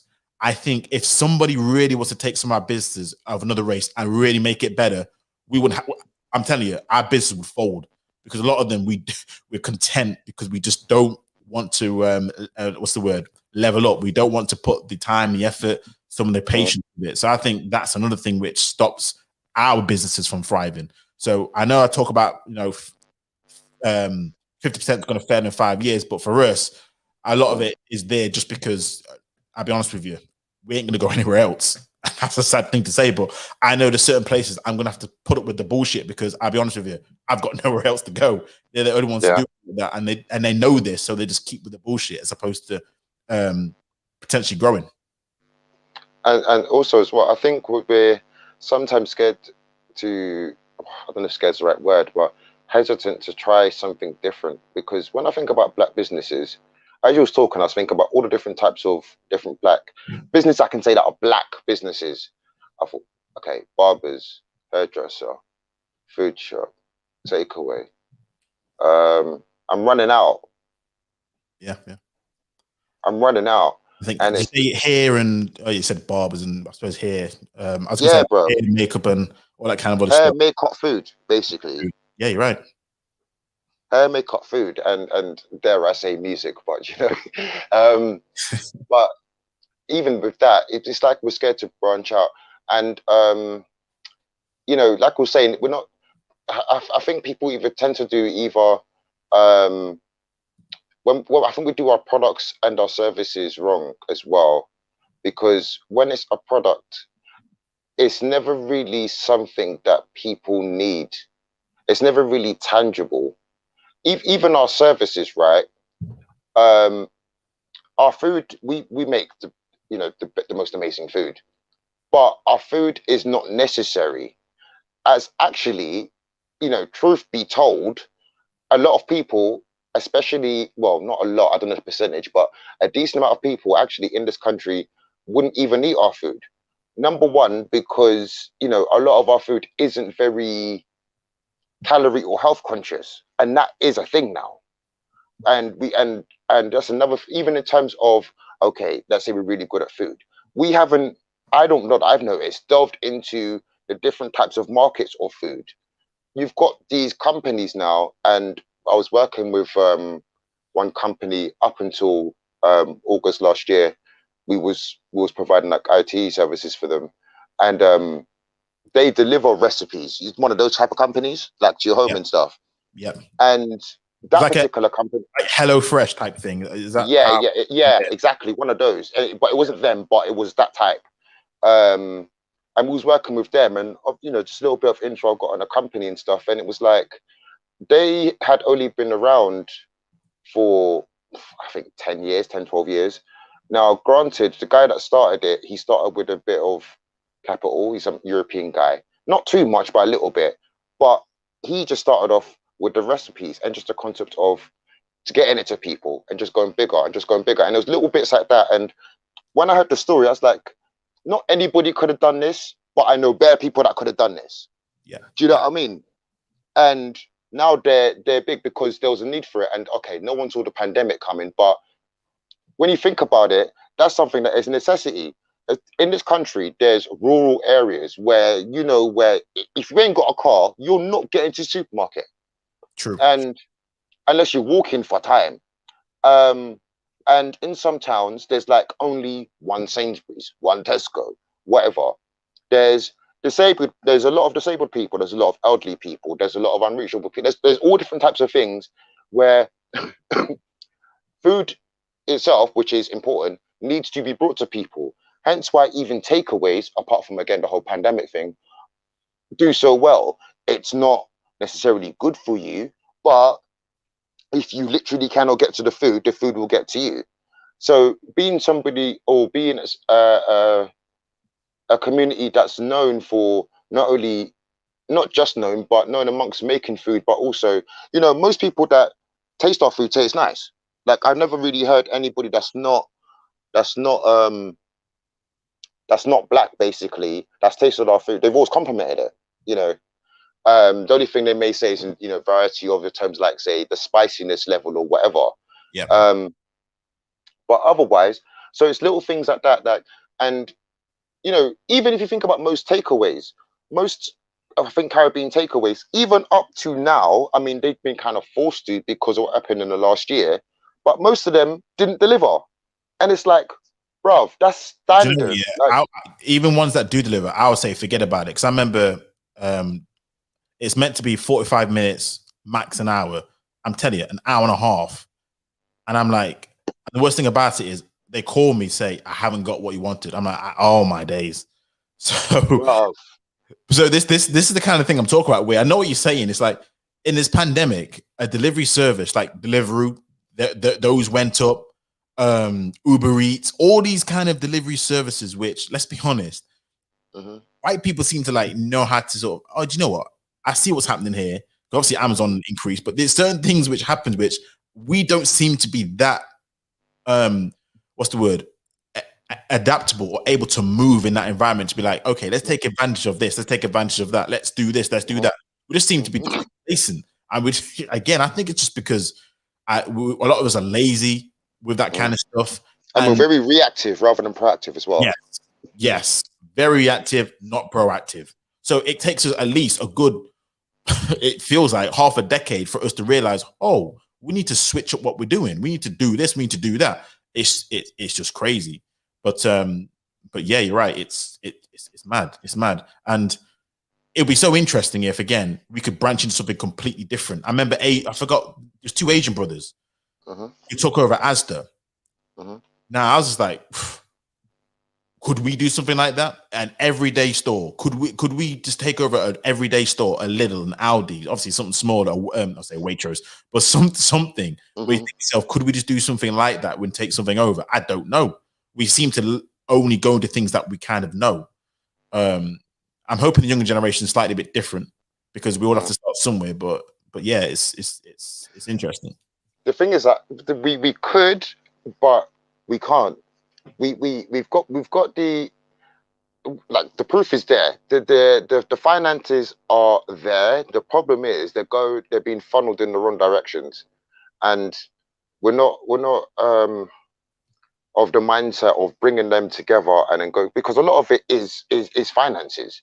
You know, you approach a lot of these big ventures with, okay, what's the cost? Okay, here's the capital. You know, sometimes to even negotiate, you've got to bring the money to the table, and I think there's something we don't think about as well. There's processes to it, but you've got at least have a seriousness. At least, you know, things like this. You know what? Just again, I'm not even sure black people do it because we've got so much pride. But I think a good way to probably have a start basis is by those that know giving things like advice in classes, because even things like business plans, like I don't hear black people talk about things like business plans, financial plans. It's very rare that these become normal conversations. What's going to be your first 6 months to a year? Um, I think that's another thing as well. I think that we seem to have this thing of not having much patience, and I, not realizing I that a lot think, of this is a yeah, stretch. that's just I think a global thing, 100%. We're in that microwave 2.0 version generation where everyone wants everything tomorrow. Everyone wants to be rich tomorrow. But yeah, you're right. We don't have the patience for a lot of things, which Mm, unfortunately, business, one thing you're going to need is patience, and you're going to need to continue doing things which for now it seems as if it's not working, but in the next few years, next few months, it's going to definitely, you see it paying off. Like this YouTube thing. mhm, I've had this YouTube channel for almost a year now, and I'm like, sometimes it gets to you because I'm only at certain subscriber count, I'm only at certain view counts, and you're like, mm. it all builds up. It all builds up. I got to keep doing the right thing, keep improving. That's the thing. I got to keep improving. I got to keep Keep looking. going, bro. I can't stay still. I got to keep going. You have to do the same. You keep going. Hmm, Sometimes you hmm. start a new channel, you go back to start. You know what I mean? You're always Yeah. learning. So I always look at Well, things as simple as a YouTube channel and think, imagine what it's like running a proper business. but you know what? Well, at least we're in the right sort of place, because at least we're number one aware of these things, and number two speaking and trying to improve on them. And we've, you know, we're building a little community here, so at least we're trying to do opposite to what we're saying. We're trying to sort of all build and grow together. So hopefully that helps. Do you know Yeah. what I mean? One thing I want to ask you then, I suppose, and the chat Yeah. is, with all this, obviously we're talking along, but do you still do you want to go have your own business? Do you see yourself in the near future having, I want to mean business, not just a side hustle. I mean your own proper business. Um, do you know what? Ideally, I would like to, And what would it be in as well? If you and what would it be in? See, it'd be more. If it's going to be a business, quote unquote, I think I've sort of mentioned this before. It'll be more of a service than anything else, because of what I studied in terms of providing therapy. Do you know what I mean? That sort of thing. So it's more of a service. So I'd more want to run that, but I'd need a premises and you know I'd basically need certain approvals, basically. license and stuff, yeah. Yeah, but in that context, yeah, because it will still be a business. So specifically in what sectors, there's a few I'd be thinking of, but it'd definitely be in the sort of the psychology therapy sort of service realm, and then just going from there. And because you know, not only that, not so much there's a market for it. I'm not thinking in terms of markets, but I do see a demographic for it, which I suppose is like a market in a way. Everybody's a customer of some sort, I guess. um and obviously it would be private, so there would be obviously fees and financials involved and stuff like that. But so yeah, that's ideally I'd want to do. Yeah, so yeah, that would be my one. I mean, I did have an aspiration for a athletic sporty one when I was younger, but I Okay. kind of let that one go because of the kind of stereo, you know, the kind of sort of typical stereotype. It's something we always seem to do, and I'm very much into sport, particularly football. My son is as well, but it was more the, yeah, the more the therapy and psychological realm. And I do relate it to black people first. It did generally stem from us, and I think what triggered it is when my granddad passed. So yeah, um, yeah. That's what I'd like to do. So it'd be a service if you want to call it a business as well. So yeah, it is like a business, like a therapy sort of service, psychological service. So yeah. No, no, that's fair. That's fair. Plus, I suppose it's a very, what's the word, altruistic type of thing to do, isn't it? It's not really for Exactly. itself. It's for helping other people. And to be fair, I will say this. I will give people a lot of credit when it comes to working. We do like to go into a lot of like social care and things of that nature. So we do like that sort of community activism type work. It's just a lot of it doesn't pay. So I know a lot of black social workers, but and obviously nursing and things like that. My family members, a lot of them, like nurses and all that kind of stuff, civil servants, but they just don't pay that much. That's the unfortunate thing. And a lot of times when I look at business, one of the things I'm looking at is, okay, then what's the market where I can actually make? Because at the end of the day, we're not working for free. We're all working because we want to be able to pay the bills and more, and go and do what we need to do. So yeah, no, I completely feel that. I completely feel that. What about you, bro? Have you started one, or would you like to? There were a couple of things. The obvious one is real estate, but the problem is, and this is what you mentioned, is startup capital. Depending where you are in the country, the startup capital can range. But even still, to really have a real estate, particularly in this market, you have to do renting and stuff. You just have to have startup capital, which I just don't have enough of, which is why I need to work. Flipping win the lottery or something. But real estate has always been proven. A lot of millionaires and up, they always are in real estate of some sort. So one of the things I've always realized is people who make a lot of money, they're all in some sort of real estate. So I've always wanted to get into real estate, but I suppose that is something tangible, because people need somewhere to live. So that is a very tangible thing. Absolutely. It's just, as you know, it's determined in terms of selling the market, the market prices, the market costs, all that kind of other stuff, which I have to worry about. But you're right. Owning a house is an asset which it's always been something which people have always, treasured. And it's always something which I will do. So that has to be on my number one bucket list to be able to have at least a few properties, like a portfolio. So that's always something which I wanted to do, I suppose, just to get on that, that sort of real estate market. Because it's, again, depending where you are, it's lucrative.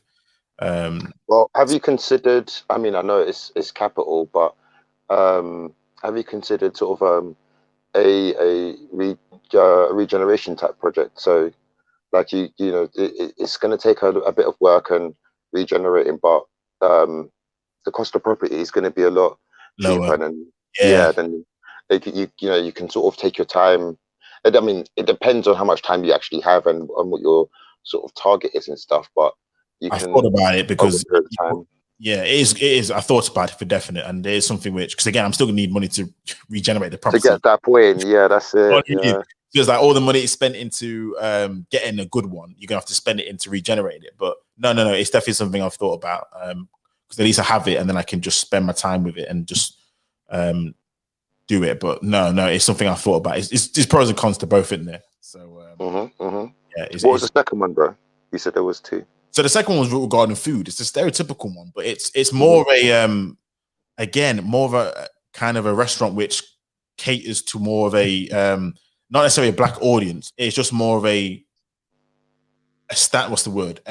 complete general audience, where you actually have something called a sit down service, where you come into the shop and somebody greets you, takes your seat, and those kind of things. It sounds daft, but those kind of things where I've not really seen too much. Where it sounds so simple, but I don't see that often enough when it comes to our food stores. So it'd be like a food chain. Expand a bit more. Okay, so you go into certain restaurants. I say a lot of restaurants. You go into it and someone says, "Take your name, table for 2, table for 3," or you can make a reservation.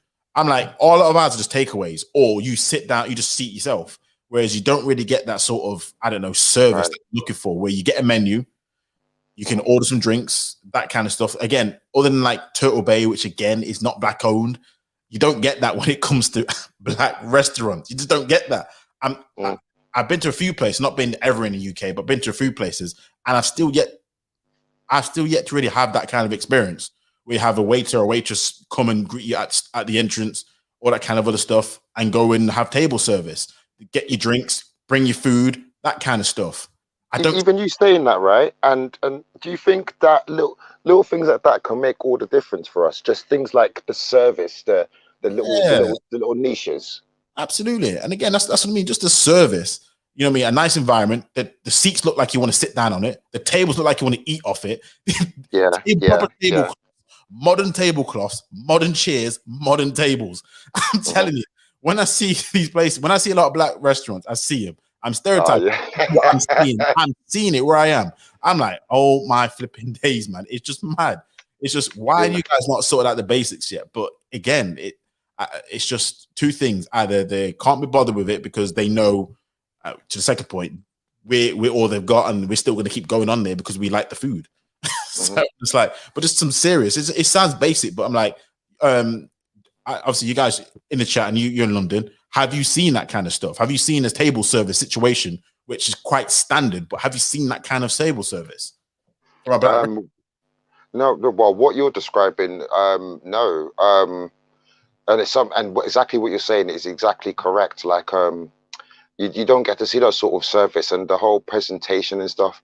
And what's really silly with us, right, is you're talking about food, and you know what? It is a stereotypical thing, but it's still a niche enough because we're in England, right? And if you think about it, and it's not even being trying as least as possible to sound prejudiced in any way, but English food overall, like English dishes with no other influence from anywhere else, isn't number one. There isn't much of it. There isn't much variety. Number two, it's quite bland.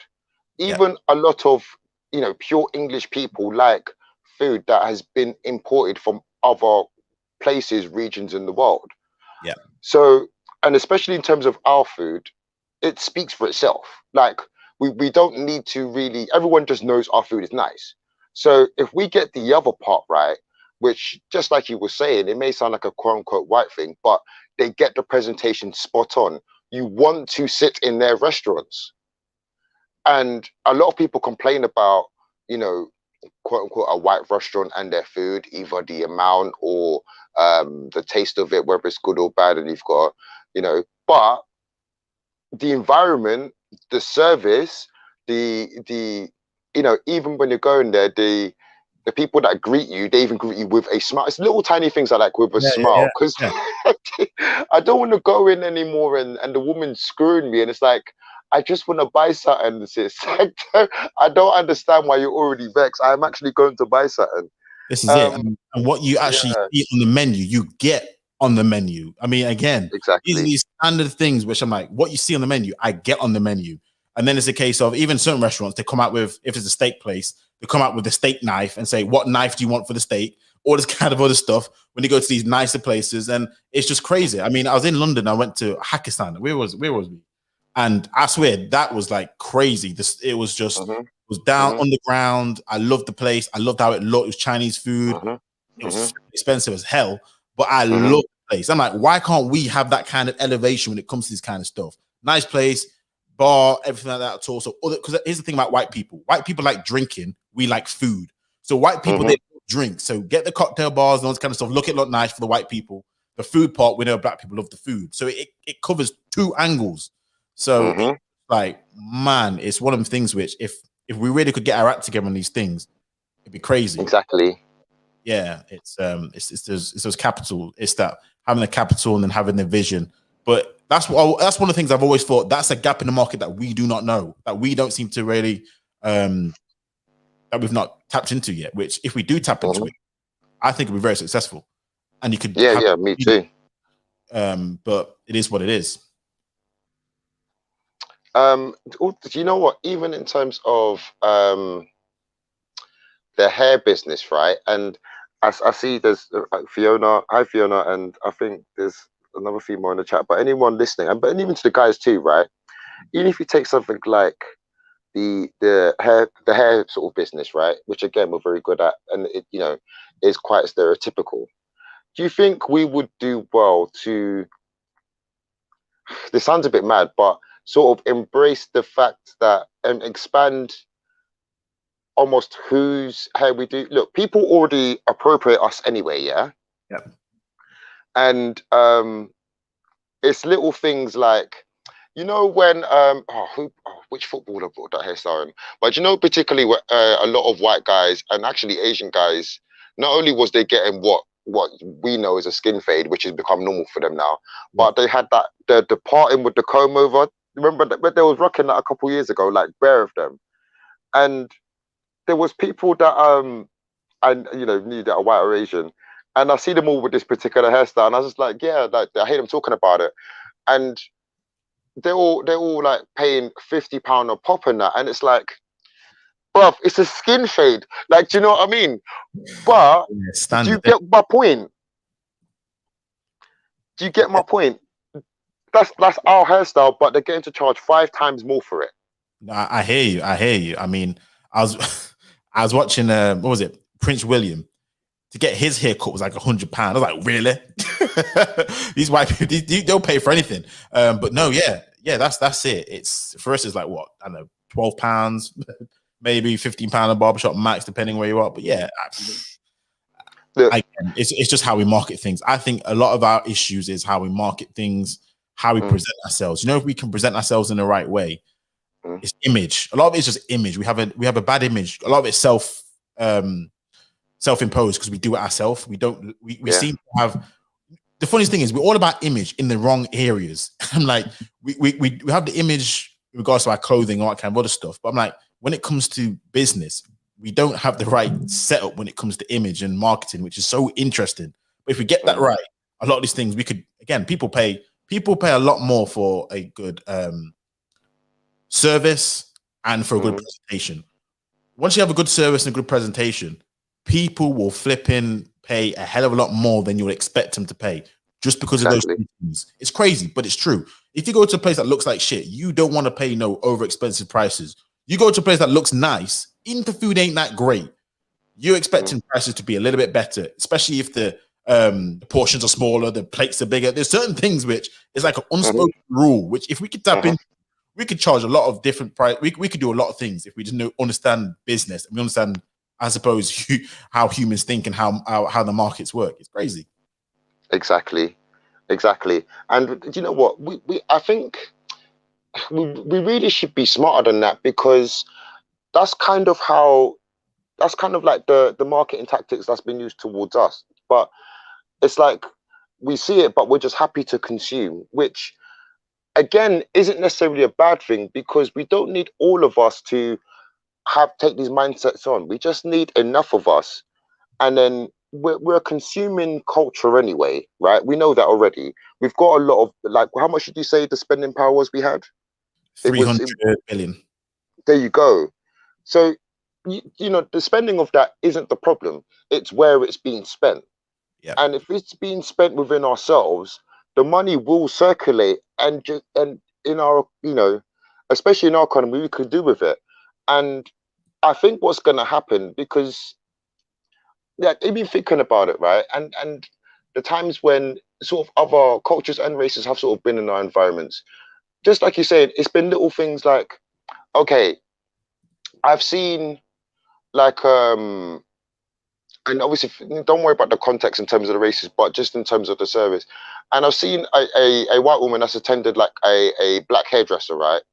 And she's been really comfortable there, not just simply because of, I'm not saying they treated her so because she was white, but because it was a classy environment, just like Myth Tips was saying. The environment itself, the presentation of even the premises and everything, the feel, the smell. I mean, I was there with somebody, and it surprised me because the woman seemed like, if you want to say, a white woman, but and it was in an era that wasn't necessarily too black. Do you know what I mean? So it's the little tiny things that, I think we've got to start taking advantage of this appropriation anyway. There's, like, for example, even women, white women, a lot of white women either want to braid their hair or braid their hair low key, yeah. But if it became a thing of white women were thinking, okay, I want to get my hair braided, I need to go to a black hairdresser. Forget the pride for a minute. Let them come.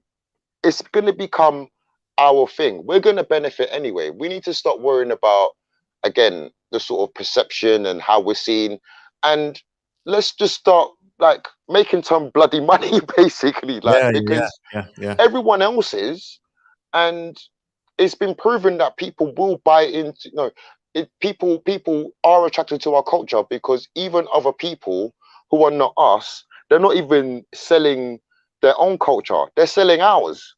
Like you said, Turtle Bay. I For the know. life of me, I would have thought a black person owned that. Do you know what I mean? It would be. So I thought it would have been the case, but you're right. And the thing is about culture, and this is why I'm not on this culture appropriation thing as much as a lot of other people are. I mean, I think it's a case of um, a lot of cultures when they intertwine. If your culture is really that strong and big, people will appropriate it. Look at, like, again, European white culture. People appropriate it all the time when it comes to, let's say, the cars that you drive, the clothes that you wear.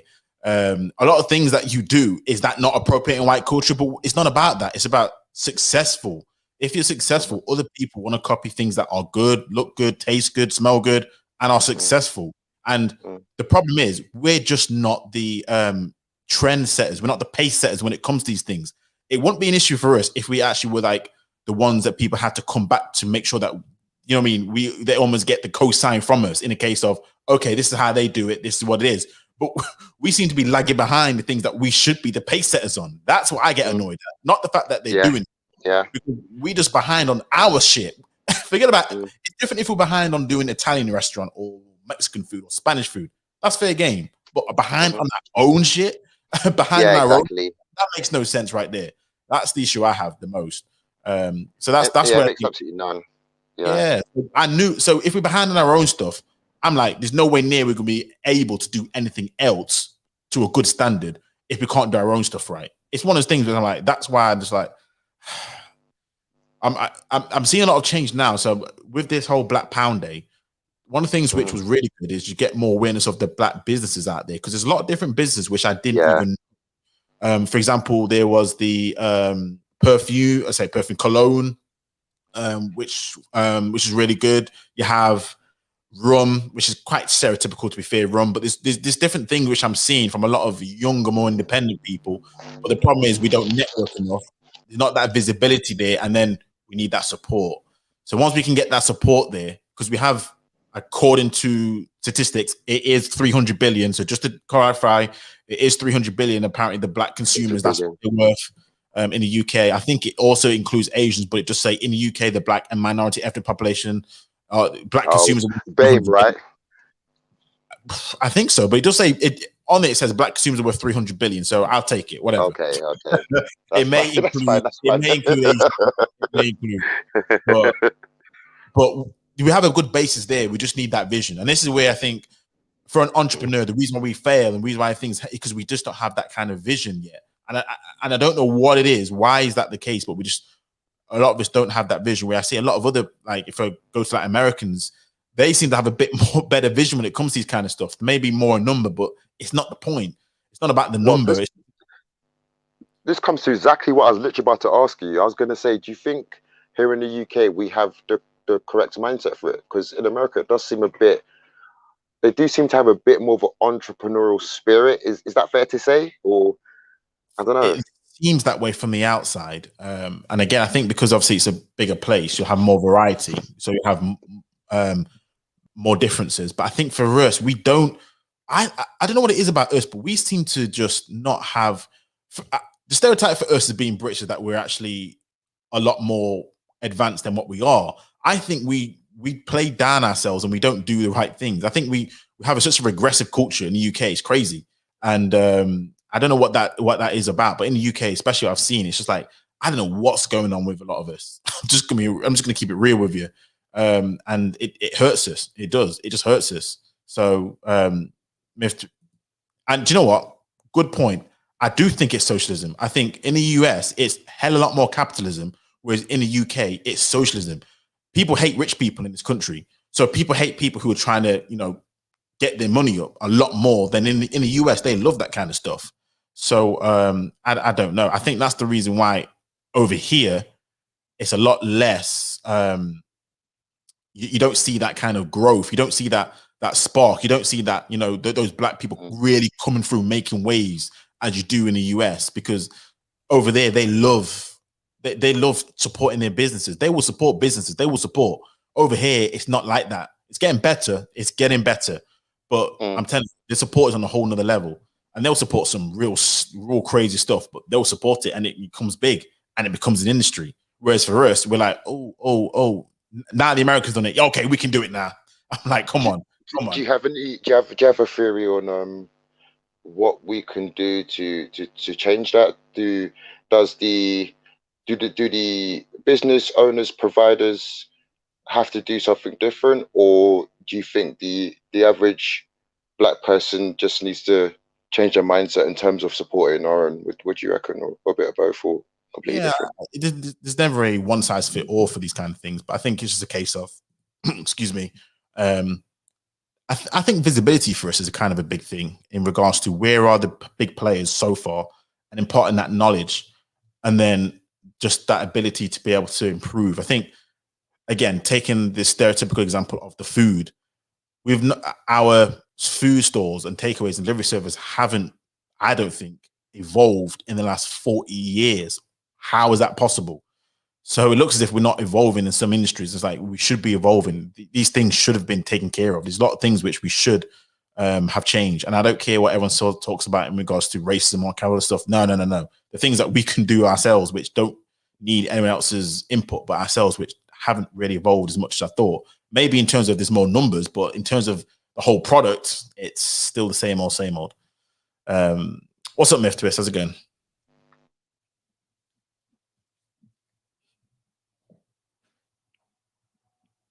You're on mute if you don't know. Oh yeah. Thank you. Yeah. Yeah. I don't know why that happens. Sometimes I mute it by accident. Yeah, I'm good. This is a good topic. It's very interesting stuff. That I'm hearing from what I've heard. Anyway.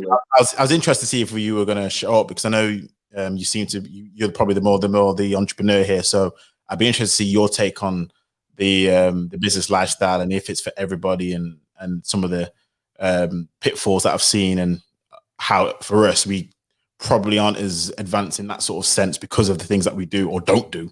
So I was interested to hear your take on it, actually. Well, yeah, it's definitely not for everybody. That's just straight up. Like, it's not for most people at all. Like, I'd say 95 maybe, and maybe that's being fair. Like I think 95% aren't cut out for it. So just to clarify. Yeah. Like, I don't think 95% of people. Like, I'm just throwing out a statistic. I'm not literally, I haven't broke it down. But yeah, I get you. I don't think the majority are. However, it's become so much broader now what it means to own a business or whatever. I was even having this discussion with someone else I know who's very successful, their own business and investing and all that. And we was having a discussion about the difference between an influencer and an entrepreneur, because I was kind of like saying I see influencers, some of them as entrepreneurs or whatever, but they were saying like, nah, they're not the same thing. And we was kind of having a discussion, breaking it down. And I was kind of thinking, like, in the end, I just kind of thought, influencer sounds kind of better. Like, because the way it was being put across was like an entrepreneur's like, oh yeah, that's the better thing to be or whatever. But to me, it sounded like an influencer is better, because the thing with an entrepreneur, the idea is that an entrepreneur is someone who, they would be someone who builds like an infrastructure, right? So it's like they would build up something that is actually utilized on a wider level, whereas an influencer would just be someone who you could attach them to a brand, right? So for example, if I created a company like Nike, that's me being an entrepreneur. I've built the company, I've built everything it's going to be using, all the warehouses, all the products, all that stuff. I'm an entrepreneur because I had to get all of that stuff sorted, or I might have delegated, but that's all handled. An influencer doesn't have to do none of that. All they have to do is know the product and talk about it, and that's it. Now, that sounds obvious, but the thing is that even with that, there's nuance, because some influencers are entrepreneurs and whatever. I kind of just create some whole other topic, but the whole point I was trying to make was that, yeah, like, it's not for everyone, but in terms of what it is, though, it's broader than it used to be. So it's like, it's hard to really there's more people who could do it now than before. Is what I'm trying to get at. Because it's got a broader, it's broader, especially with the internet and social media. So it's way more fun. Absolutely, but this is where I think the danger is. I was talking about this at the start of my monologue, and I was saying because it's so broad, a lot of times it's more. I see it more as a trap, so entrepreneur, in where you have again cryptocurrency, forex, Amazon FBA, MLM, multi-level media marketing, all these kind of things which I've seen now, which I'm thinking they're technically entrepreneurs in the sense of they're doing those kind of things. But I'm like, for me, it's just setting up a lot of people for failure because the success rate still, even though it's still not the classic business storefront or whatever it may be, or even like an online eBay store or e-selling store, it's still the same principle as only a small percentage of people going to make it. Even the people who say they're a boss, even the people say they are CEO, self-made, I still see it as that trap. It's like you still need to put in that work, that effort. And a lot of these people don't break even in the first year or two. And some of them will never break even because they're just not cut out for it. So it's always well, that's the thing though, because even with the breaking even concept, even that's not entirely the same anymore because it depends on how much you invest in it to begin with, right? So startup capital and all that. But the thing is some things don't require much capital. Like it depends on what you're doing. Like, I mean, I heard you mention YouTube earlier, right? YouTube is definitely a business if you choose to make it like that.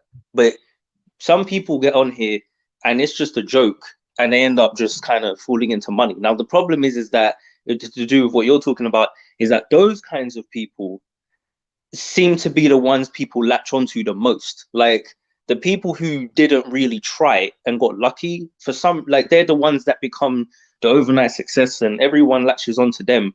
But you can find other people who have the same level of success, but they had to grind really hard for a long time. And obviously no one's trying to see all that.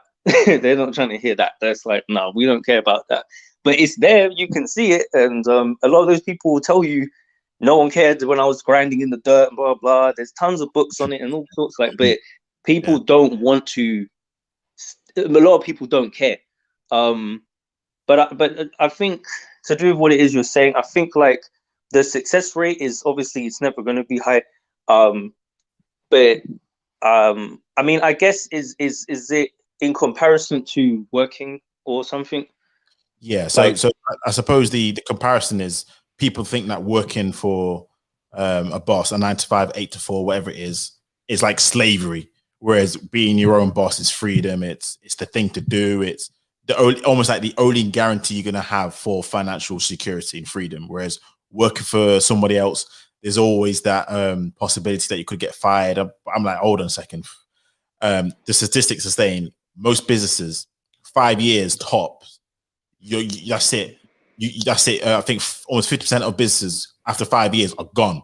So when I hear these kind of fallacies, as if it's going to be almost a lap of luxury, you're going to just walk into this business or start this business, and then maybe a year or two, life of luxury. It ain't that way. So it's just comparing it to just working.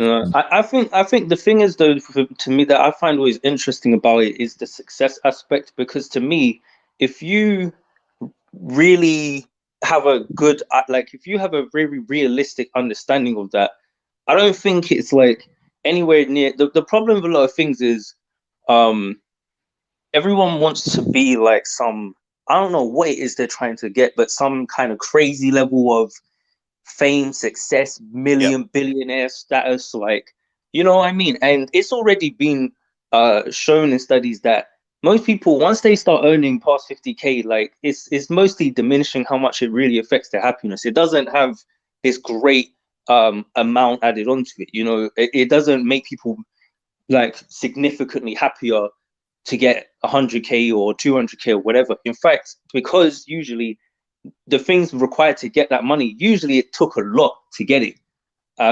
Whether that's time or whatever, or sacrifices people have had to make, and then you have to maintain it. And that's a lot of work. And obviously, like, it's just not, it's not this fantasy thing. But whilst it isn't, the thing is that what people are trying to get is they're trying to get the, they're trying to, like, what is it, like, you got that whole book, right, the 4-hour work week, which, in that book it blatantly tells you you are not going to have a 4-hour work week, but you're going to be working a lot more than that. But it was literally, like, the author, he said himself, it's just people ain't going to buy it if he calls it something like, the 16-hour work week. Like, they're not going to buy that. So that's all it was. But it's just, a lot of people basically just want to get that particular fantasy of, oh, I don't ever have to work. And I'm going to be honest with you, it is attainable to an extent, but you have to really strategize that stuff properly, and you have to manage your understanding of what success is. Because if you're thinking it's going to be 4 hours to become a millionaire, that's not happening. I mean, like, it's just not happening. Like, I mean, it could, but probably not. But if you're saying you want to put 4 hours in to make a couple grand, well, that's different. I mean, I think, like, it depends on what people want. But that's the problem, is some people want these crazy standards of success, and that's just not realistic. However, from what I've seen anyway, in the coming decades, to some degree, particularly my generation, apparently a lot of us are going to have some form of a side hustle anyway, just to do with how the job market is going to get affected with automation and these types of things. So if that is the way how it's currently projected to be, then people are going to have to figure something else out anyway, one way or another. So I don't know. It seems like a lot of people, and when I say another thing, not necessarily an entrepreneurial thing, but to an extent, like the gig economy, right? So where you got people who do like Uber or Just Eat, Uber Eats, that kind of stuff, right? And anything like that where you hire your services, even just Fiverr, like, oh, I'm just do graphic design, right? I know people who do this. I hire people who do this. They're not employees. They're just people that I'm like, I need this. Boom, I'll pay you this amount. That's it. Like, and you got people who do that internationally. That kind of stuff there is going to become more prevalent as time goes on, because especially after things like last year, like. And to be fair, with a lot of that gig economy, what people also don't know is, or don't realize is, a lot of those people did it first in the 9 to 5. So they maybe were a web developer full time, but then they went on to like Fiverr or something like that, and they was able to get extra work. Then they could do it, or web developer, web design, or coding, or whatever it may be. Because I use those kind of services as well to hire out people. But a lot of them, it's because they've worked full time somewhere, so they've had that 9 to 5. So it's like the foundation for a lot of these things has always been the 9 to 5 to get your skills, because it has that security blanket. You get the ability to be able to work in sometimes a big organization to do these things and all this kind of other stuff. And then it's like, boom, then they get into the gig economy, then they get into the side hustle, then they get into the businesses. Because a lot of these big businesses, like, the Facebook, Twitter, YouTube, all this kind of other stuff, they're rare anyway to begin with. And it takes a lot of time, and sometimes a hell of a. It's not anyone can do this. They're very, very intelligent people. That's another thing I need to say. These people who make these kind of companies, when I mean they're intelligent, Harvard graduates, go to Yale. I was looking up Bill Gates's CV. I was like, these aren't. Even though people say, oh, but he didn't graduate from university. Listen. Do you know what university he went to? Do you know what university Mark Zuckerberg went to? He didn't go to some sort of community college in the US. He went to Harvard. He dropped out of Harvard. So he's not dumb. You know what I mean? So, but even to that point, they're the exceptions among the exceptions, because even within those environments, they're still exceptionally minded. Very true. So it's like, it's like the 1% of the 1%. Like, it's not like, and that is a good point, because that is something that it's so hard to tell someone something like that, because it always sounds like you're saying they ain't good enough, or because there's so much ego in this stuff. So it's like, especially if someone wants to be an entrepreneur, they're probably an egotistical person. So you're basically telling them, nah, like, you can't do that. And this is the problem as well, is that, to be fair, a lot of people who were successful did get told, you can't do it. So it gets to a point where it's like, boy, well, all these other successful people got told that, and now I'm getting told that. So in a way, it could feed into their narrative that they are meant to do it, because they're seeing their path is similar. If you get what I mean, like, they're seeing, oh, I've got the haters. That's why I see people who literally like they ain't got nothing going on in their life and they talk about they got haters. I'm like, bro, there's no one hating on your. There's nothing to hate about your life at all. I'm just like, I don't know what you're talking about, but Myth. I got a question for you. So like previously, because by the way, I was just listening to you two go back and forth. It's very interesting, and I'm enjoying the Fiona and Vincent's conversation as well. It's actually bare jokes. Yeah, I'll too. It's bare jokes. Yeah, big up. But yeah, Myth, you know, you got your gaming side of things. You mentioned before, and obviously you make a point of keeping it in a separate, lane, so to speak, right? Yeah. That actually, and I'm glad you come up, because that made me think of what we were saying earlier. And basically, my question is: do you think? I suppose it's going to be a yes already. Do you think sometimes it's necessary to either tailor towards something of the unnorm, or actually opposite, detailer, and sometimes even sort of disguise the packaging? Do you know what I mean? Do you know what I'm trying to say? Do you think that's necessary? I think I'm trying. I think I get what you're saying. Are you saying that basically, in terms of the what was the first thing you said to Are you basically saying sometimes you have to conform, or sometimes you don't conform? Is that what you're basically asking? Yeah. Or don't conform to the sort of unwritten rules to your own sort of community, like i.e., like our one is basically unwritten, like don't be a sellout. Do you know what I mean? What's perceived as Okay, so the black community kind of thing. yeah, because I'm not, So, because a lot of it I do attach to it. I'm not saying you're particularly shying away from the black community, but do you get what I mean? That sort of energy anyway. But yeah, like, yeah, I was gonna say, do you think it's necessary? But it's probably gonna be a yes for you, because you've tailored your two lanes in different ways, isn't it? it depends. It depends. This is the thing. Like, it depends, though. I mean, because this is the thing about business, and this is why it's hard. Like, because I don't even like even when White Man says I'm entrepreneurial and stuff. It's like I am, but it's like I personally still view myself as just a young person trying to figure things out. You know what I mean? So it's like I'm not some 40-year-old guru, like, but um I mean, I would say that yeah, I think it depends, because in some instances, um the black culture, if that's what you know and that's what you can market best and that's what you're best aligned with, then that's what you should be doing. Because sometimes people try to go outside, there's that whole thing of stay in your lane. Sometimes people try to go Yeah, outside of their lane and yeah, it too don't work. far left. So, Yeah. so it's like sometimes you just ain't of that. Maybe you are just, you're black, like, and you're just of the black community, and that's what you are. Like, so just stay with that. Or you're gonna have to figure out a way to get around it, or pay people who can better fit the market that you're trying to appeal to if you can't do yourself, something like that. But it depends on what people want to do. But then to the other thing, like in terms of like if you should switch it up sometimes, or if you should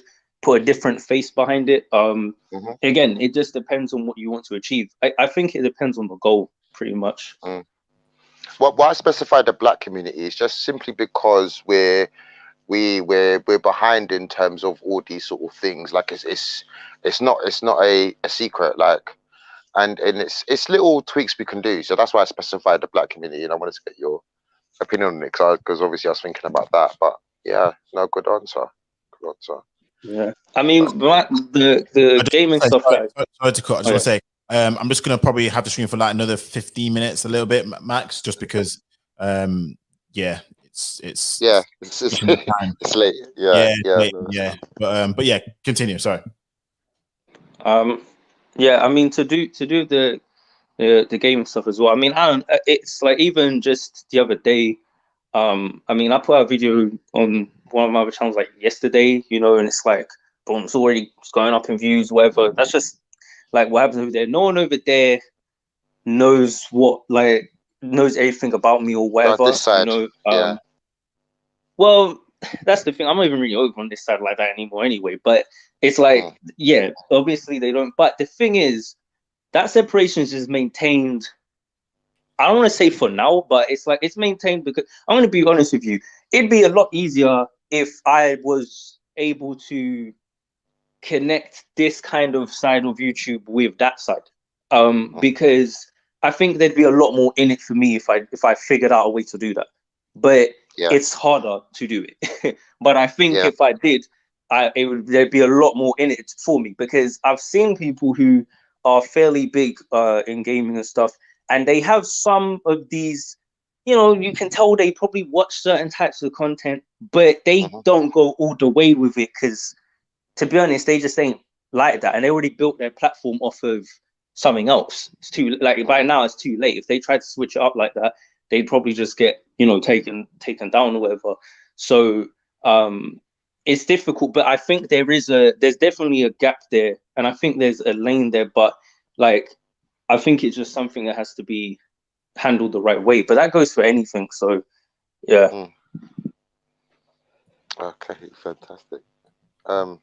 Yeah, have you got any other questions, right, Maz, or anything? No other questions, I suppose. I mean, I suppose I got a question, Miff, since you're in this sort of lifestyle, but do you think it was the best thing for you based on your character personality, or would you at some point think, you know, I've had enough of this, I'm going to go back to a 9 to 5? Hell no. That's no. No. No. I would, but here's the thing. I would do it, and I have done it in the past, and I would do it right now. I would do it tomorrow. If I got messed up last year in the pandemic, I would have probably taken a 9 to 5, and I wouldn't have given any fucks about it. I would not feel. Yeah, could you do it? I was gonna, because I know you're saying a hell no, but I was like, yeah. I could easily, definitely. If I had to, I don't care if the boss is breathing down my neck, because I can do it, because I know I've got a vision to get out of it. That's why I can do it. If I had to do it and I didn't know what was coming next, nah, that ain't for me. Like, I cannot. But that's because of my character, like you said. It's not because, and this is when I was saying earlier that it's not for everyone. I think a lot of people mischaracterize themselves because they go to work. It's like what happens with relationships, where people are breaking up with people like really fast these days because of the instant gratification. So it's like they get a job and they get some heat from their boss, and they feel like, oh, I shouldn't have to deal with that because this guy on Instagram or my cousin or they don't have to deal with this, so I shouldn't either. You know, now the thing is that other person probably has a whole bunch of other issues they're dealing with that doesn't come from being an employee, like a whole bunch of things, because there is a complete long list of other things that they're gonna have to deal with. Things that I wouldn't even want to do, which is why I'm not really interested in trying to own a company or anything. But the things that, like, in terms of what you said, characteristically, it just suits me better. Because I'm someone, and the way you know is you know if you feel like you just feel happier doing one or the other. If I work a job, all I would ever think about when I worked was, how could I do this? How can I make this? Like, my brain naturally went to that. It wasn't something I forced. It wasn't something Instagram inspired in my head. Even when I was in school, I remember I used to go to the toilets, and they sometimes be bust up, and I'd be thinking, how much would it cost to fix this? That's just how my brain thought. It wasn't like something I got from a video, but some guy hyped me up in some, in some keynote speech. Like, no, that was something that was just in me. And that's why, even if I had something and it crashes and burns and I have to go do a 9 to 5, I will grind that 9 to 5, and I will get out and I will do it again and again and again. And I'll keep doing it because that's just who I am. I can't switch it off. Whereas other people, most people, they're doing it because they're on a hype. And that's why when they crash and burn, they're going to be really demoralized, and they're going to go back to 9 to 5, and they're going to feel pissed. But the truth is, they should have stayed in the 9 to 5 and strategized based on the 9 to 5 instead. But it's hard to know. Like, this is the problem this day and age with social media. It's so hard to know for a lot of people which character they are, and everyone wants to at least try. And the thing is, I'm not sure if I should tell someone they shouldn't try or not, because you never know. That's a good point. And I said this, that I think you should definitely try. You never know. I never put anyone off from trying, because at the end of the day, like you said, you have no idea until you actually step out into, the lines, step into the lines, then you're never going to know until you actually try. At the end of the day, the most successful people in life have failed miserably. I mean, But I was, yeah, go on, sorry. no, I was gonna say, but they've succeeded and they've realized, it either is for me or it isn't for me. But you never know until you really try. But just have that knowledge. That's the only thing I'll say. Just have a little bit of knowledge about what you're getting into. Yeah, because sorry guys, sorry to cut. I've got to kind of go, bro. Yeah, no worries. But, Appreciate you participating. Come up, KB. I appreciate it. No, thanks for having me up, man. One last thing before you go. Yes, bro. So, did you think I was really from Birmingham? Yeah, do you know what? It wasn't even your accent, For some, because when you said accent, I was thinking, nah, it wasn't even that, fam. Like, I never had Brum. I don't know why, blood. It made me laugh. I was like, people never know where I'm from because my accent's subtle. So people always said, but Birmingham, that one took me from surprise. I was like, bro. Yeah, because it's not too much of some of a Brum accent, but I was thinking, nah, man, some Birmingham, no, but. No, it's cool. Yeah, bro. No, I saw your comment and I was like, nah. I get that all the time. Like, I'm either from, if I've gone up north, I'm from down south. If I'm from south, I'm up from north. I'm from the Midlands. So, it is what it is. But no, cool. Cheers, KB. Nah, peace. Myth Twist safe. Everybody in the panel. Right. Yeah, man. Everybody watching safe. Please like the stream. Big up Why It Matters, bro. Good stuff, bro. Another great live. Big up yourself, appreciate it. Have a good evening, man. You too, bro. Bye. Yeah, Vincent. I don't know why.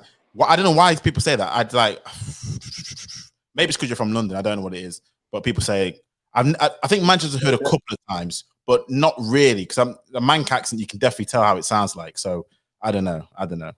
Yeah, it's probably that because for a lot of us that are from London, we just get a lot of them mixed up. Unless maybe like we hear two people like that. Not everyone, but most people I don't know. They just kind of all put it in same box, like what I mean. All I mean. There's just all the same words. I guess if you're from Midlands, you guys tend to kind of be more around each other, and I guess you know exactly where certain accents come from a bit better. You know what I mean? It's like people who are in Ireland can tell the difference between certain accents and nuances, but to us, I'll just be like, that's Irish. That's all I know. Well, no, true, but I can tell the difference between like an Essex accent and like a London accent, and then I can tell the difference between like a Scouser, a Manc accent, I don't know. I just think Londoners probably don't have that. I don't know. Maybe it's a certain level of myopicism, just like with America. It's a similar America, you guys think a lot of Londoners do not care for people outside of London. They just don't. Very insular. I've realized that. And when you listen to like a Manc accent or a Brummie accent, you could tell for sure. Yeah, that's a Brummie accent. But yeah, you guys are quite insular. I realized that. So yeah. It's one thing I don't like. It's one thing I don't really care for about London. It's kind of annoying. Even I've grown up here, and it's just I don't know. It gets on my nerves. It plays into other things as well. Like even the thing I was talking about with the ambition. Well, you didn't say that, but that's how I think of it, to do with the lack of drive sometimes with people, particularly a lot of people like Black people, but just British people in general for entrepreneurial things, and how we don't always push ourselves to just push the envelope in things. It's like we kind of leave that to America or something, and we're just like, yeah, we'll let them do it, you know. And then try and get on their curtails or try and beg off them. So that's one thing I've always seen, where it's like we won't push the boundaries, like they'll push the boundaries. They'll come through and they'll do certain things. I'm like, I don't know. Yeah. We can try and change that narrative a little bit. Yeah, I don't think it's entirely a bad thing, but it's because it just depends. But I don't know. Again, just all of this, it just always aligns back to what people are trying to achieve. Like the thing is people say they want certain things, but the strategy they have doesn't align with what they're talking about, and maybe they don't understand that, but that's the biggest issue. And to be honest, that's with any of these entrepreneurial things or 9 to 5, that's what it comes down to, strategy. Even if you're going to be a 9 to 5 and never leave, the people I know chat 9 to 5 who are smart have a strategy. They still have a strategy in a 9 to 5. It's just that their strategy is tailored towards, right, I'm going to do this, I'm going to work here, and I'm going to try and save this amount. I'm going to invest this amount. This is when I'm going to have my holidays. Like, I'm not saying you have to be that meticulous with it. You know, like I don't think you really have to be, but the thing is there's still some general understanding of what they're trying to aim for. Oh, I want to retire by this age, so what am I going to do to try and get that sorted, you know? And that's just like that's a certain level of thinking that most people just don't have that. And because I know most people don't have that in their job, there's no way in hell they're going to be able to have a business. There's no way. Like, there's no way. If you go to a job, you know, you clock in, most people there, the amount of people I know, they just go to work and they're high all day. You know what I mean? And look, it's funny to me. I'd never hire them, but it's funny to me. But it's just like, whatever. Like, I've always said this to people. Let's say you just want to be a McDonald's employee, smoke weed all day, I don't know, watch TV and laugh, drink, chill, like have a very simple life, right? If that would genuinely make you happy, then do that. Like, because the one thing I believe in is personal happiness. Like, I think when it comes to the reason why I would do what I'm doing is because that's just what makes me happy. If I could be happy in a 9 to 5, I would not be doing what I'm doing. But I can't. I just cannot be happy doing that long term. I can be happy for a little while, but I'm only happy because I'm thinking about how I'm going to get out. You know, that's the only way. Like, but sometimes I look at that and I think, man, like, it's almost like it's comfy in a way to just, you know, wake up, go to work. You know, a lot of people just faff about their job, don't even really work like that, and still getting a paycheck anyway. You know what I mean? Like, that's security, isn't it? And I was talking to KB about it, because you have the security of sick pay, you have the security of holiday allowances, you have benefits. I have that in my workplace. I have benefits, all these kind of things, which, as if you're self-employed, you don't get that unless you really, really made it. And even still, you're probably not taking those holidays. You obviously not being sick, so that's going to affect how much money you're going to make, depending on what you do, of course. But yeah, there's so much security in that 9 to 5, which is underrated. Whereas, again, one thing I did say is, as a man, do you think that men at some stage should try and at least have that instinct of, basically, if you don't eat, you don't. So if you don't kill, you don't eat. That's kind of like the business world in my mind. Do you mean like, so should guys, like, what, all guys, like, should all guys at some point strive to be, I suppose, just try their hand at it, because I think it leads into a lot of things like discipline. It leads into things such as looking out for the next day, the next week, the next month. A lot of things with good character traits. How, again, I could be blind to it, but stereotypically, I see that as a good trait as a man to have, being able to sort of understanding certain things and how to maneuver in certain markets. There may be things which could be useful, as opposed to just being someone who clocks in and clocks out. I think, again, like, I just think certain people either like that or they're not. And I don't think most guys are going to ever be that type of person. And I don't think you can, I don't even think, like, I don't think it really would happen. So in a way, no, not in the sense of guys shouldn't strive for things. But I don't think they should strive to be necessarily entrepreneurs or their own boss or something, because they, like, in the sense of just for discipline or masculinity's sake or anything like that. If they're going to strive for something, again, it comes down to their character. If their character is, I hate this 9 to 5, I don't want to be here, and it doesn't matter what type of 9 to 5 I do, because I'll tell you what really did it for me was, even when I was working something I really, really, like, I enjoyed it, all I could think about was how I could get out and make my own thing. That's all I could think about. And even though the job wasn't bad, the pay wasn't bad, it was something I enjoyed, right? It was a very rare type of job. Like, it was something I don't even know anyone else who's done this type of job before, because it was a new type of job with tech. But it was just something that I really enjoyed. But all I kept thinking about was how I'm going to get out of it and do my own thing. So if even in that situation, that's how I think, it's just how I am.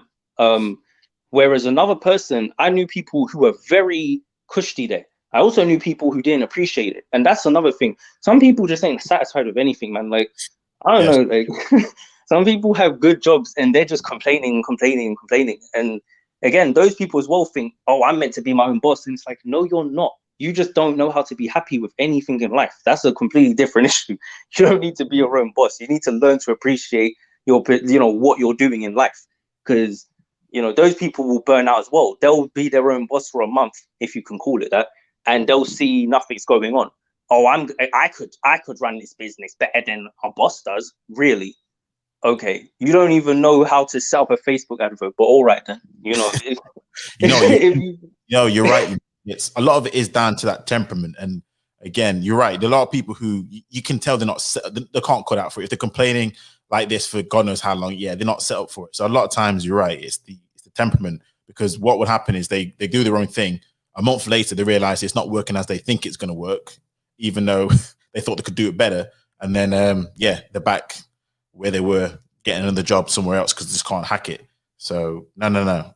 That's what it comes down to. But I do think there is still, especially for a man, I suppose, there is a little bit of that. I think retro filmmaker self-reliance a little bit, and just certain skills. I'm not saying it's going to be for everyone, but there's certain things which I think. Well, that's the thing. It's not that. So what I was trying to say is that I think that self-reliance can be garnered in other areas. Is what I'm trying to say. Like, I wouldn't say to someone, go and make a business to learn self-reliance. I would say, if you want to learn self-reliance, then I don't know, do some DIY stuff. Like, go and just simple things. I don't think that you can. It's like you can work a job and learn those skills in other areas. You know, even the discipline thing. It's like, you can get into something like martial arts. You know, get into that, or fitness. Like, you can learn discipline from a lot of different areas that don't require you to have to do anything like that. Now, if you want to have a side hustle, there's nothing wrong with that.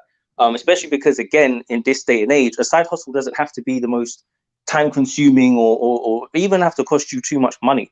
You know, technically, if you're doing, you know, all this arbitrage and stuff like on eBay, you just take stuff from your house and start selling. I mean, or you go to, like, you know, one of these little pound stores and you buy a couple of things, and then you start trying to flip it on eBay and stuff. You still need to know what you're doing. Personally, I ain't done that, but I know people who try to do that. And you still have to know what you're doing. But it's there. Like, one thing I will say in regards to this, and what I was saying about people trying, is that I personally see it like we're in a bit of a golden age when it comes to this stuff, to an extent. I think that there's a lot of opportunities on the table. Even when we talk like the crypto and investing stuff, these things are not going to stay how they are forever. And at some point, these opportunities will be gone. Like, there's moments in time, you know, like before in history, you had like the gold rushes and like these kinds of things. There's going to be those periods where there is opportunity to. That's why the people keep saying this year. Like, I don't. Sometimes people get a bit mad with it, but there's a lot of credence to when they keep saying that, you know, there's going to be a wealth transfer.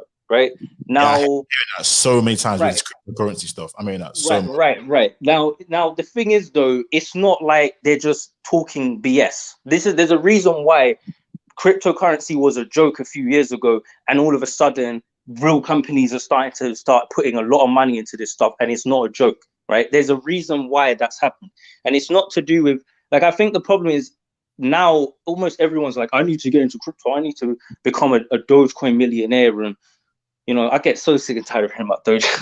Yeah. It's like, you know, but it does make people money. Like, I can't lie. I hate Doge. I fucking hate Doge, but it makes people money. What can I say? Like, you know, I'm just mad because I wasn't in it early, but let's just be honest. But at the end of the day, like, it's like a lot of these things, there's opportunities out here, but again, even with investments, you can invest in yourself. Like, you got it, there's your picture, like a microphone. I see so many people on YouTube now who, you know, will have entire live streams talking about microphones and shit. And I'm like, cool. Like, you know, I don't know about, like, I don't know if you need to talk about microphones for an hour, but people do it. So, you know, because it's their passion, and they invest in that, and they care a lot about the sound quality. I mean, and all that kind of stuff. So I don't know, like, everything's down to what people want. Me personally, I will say this as well, just as like a final thing. Like, the thing I tend to focus on a lot is I have what I call like a realistic goal, or I should say like a bare minimum goal, and then I have my absolute ideal. So basically, I have like a goal that if all else, like, if I can't, like, what's the bare minimum I would be satisfied with? And I try to make it very, very grounded, very like realistic. But what is the bare minimum I would be satisfied with, like, in life? Like, if I, you know, got to 95 years old, I'm about to die, what's the bare minimum I'd need to have in order to feel like that was all right? Now, truth be told, I don't really know. I might attain that, get to 95 and be pissed, but it's just as far as I can tell right now. And then the ideal is, what's like my grandest dreams? What's the thing that, I really wish to happen that I may never achieve, but I wish it's the thing I strive towards. And the reason why it's important to have this, in my view, is because the ideal ambition in particular is probably something you won't ever attain. But the thing is, that will keep you hungry and give you that drive, no matter what happens. Because for me, there's certain things I've already achieved fairly early, but to me, I don't feel like I've achieved very much because I have that grand ambition. I'm like, this isn't enough. I need more. I need more. I need more and more. Now, I have good perspective because I have the realistic or the lower kind of more grounded ambition. So I know, okay, well, if I can achieve this, I'll be good with that. Sometimes I just think, if I lived by the sea in some quiet little town and, some nice people and it's kind of friendly and I can make some money remotely, that's good enough. Even if it was a 9 to 5, if some remote 9 to 5, and I can just live where I want to live and it's peaceful, yeah, that would be good enough. So sometimes I think, so I'm not, but I have both. And I think that's a good thing to have is something that's realistic, but also you can dream a little bit as well with it if you want. No, I think that's a perfect way to end the stream in regards to having realistic goals. And obviously you have your sort of, I won't say throwaway goals, but you're just your unrealistic dreams where if everything lined up, if the stars align perfectly, this is where you want to be, living in some remote town or maybe a beach somewhere, sipping margaritas and all that kind of good stuff. But no, absolutely. And that's what it is when it comes to this, the entrepreneur, self-made boss lifestyle fallacies. A lot of times they give you the unrealistic expectations, the 1 in a million expectations of you being able to, be your own boss, work about 2 hours a day and then living life large. So yeah, 100% agreed. So Myth, Twister, I appreciate you coming on the stream. I really do enjoy listening to your perspective. It's always good to have everyone here. Thank you to the chat. Thanks everyone for contributing. Please make sure that you like the stream, share the stream. I appreciate everyone joining. Have a good evening or good day, depending where you are in the world. I was going to ask you quickly: Are you doing any other? Are you doing any other streams? Because I don't always. I swear I've missed like a few streams from people, and I'm just like, oh, I don't even know when people are doing stuff. So I don't know if you are doing any streams, because I remember you said you had one. I can't remember what it was about now. The last time on the stream you mentioned I did. You know what? I've been putting that off, but because this stream's kind of an impromptu one, to be fair. Okay. So I'm trying to get into a habit of getting more consistency. The last week's been a bit crazy with other stuff. But yeah, I've definitely been this one was a stream I just come up with today. So it wasn't like a stream I had planned at all. But I do have another stream planned later on today. I'm still trying to make sure I position myself right where other people go live at the same time. So I'm trying to position it right. So I'm still not too sure whether I should go once a week. I mean, you do YouTube. What at my stage, what we suggest? Would it still be once a week, or do you think I should still go a little bit more, maybe 3 times a week? Well, it depends on what you want. It's going to be the classic answer to all these questions. Depends on what you want. The thing is, I feel like, I don't know, YouTube's like a funny thing. I'll just say, because if you look at Myth Twist, I look like, I don't know what the fuck I'm talking about because I'm doing nothing with it.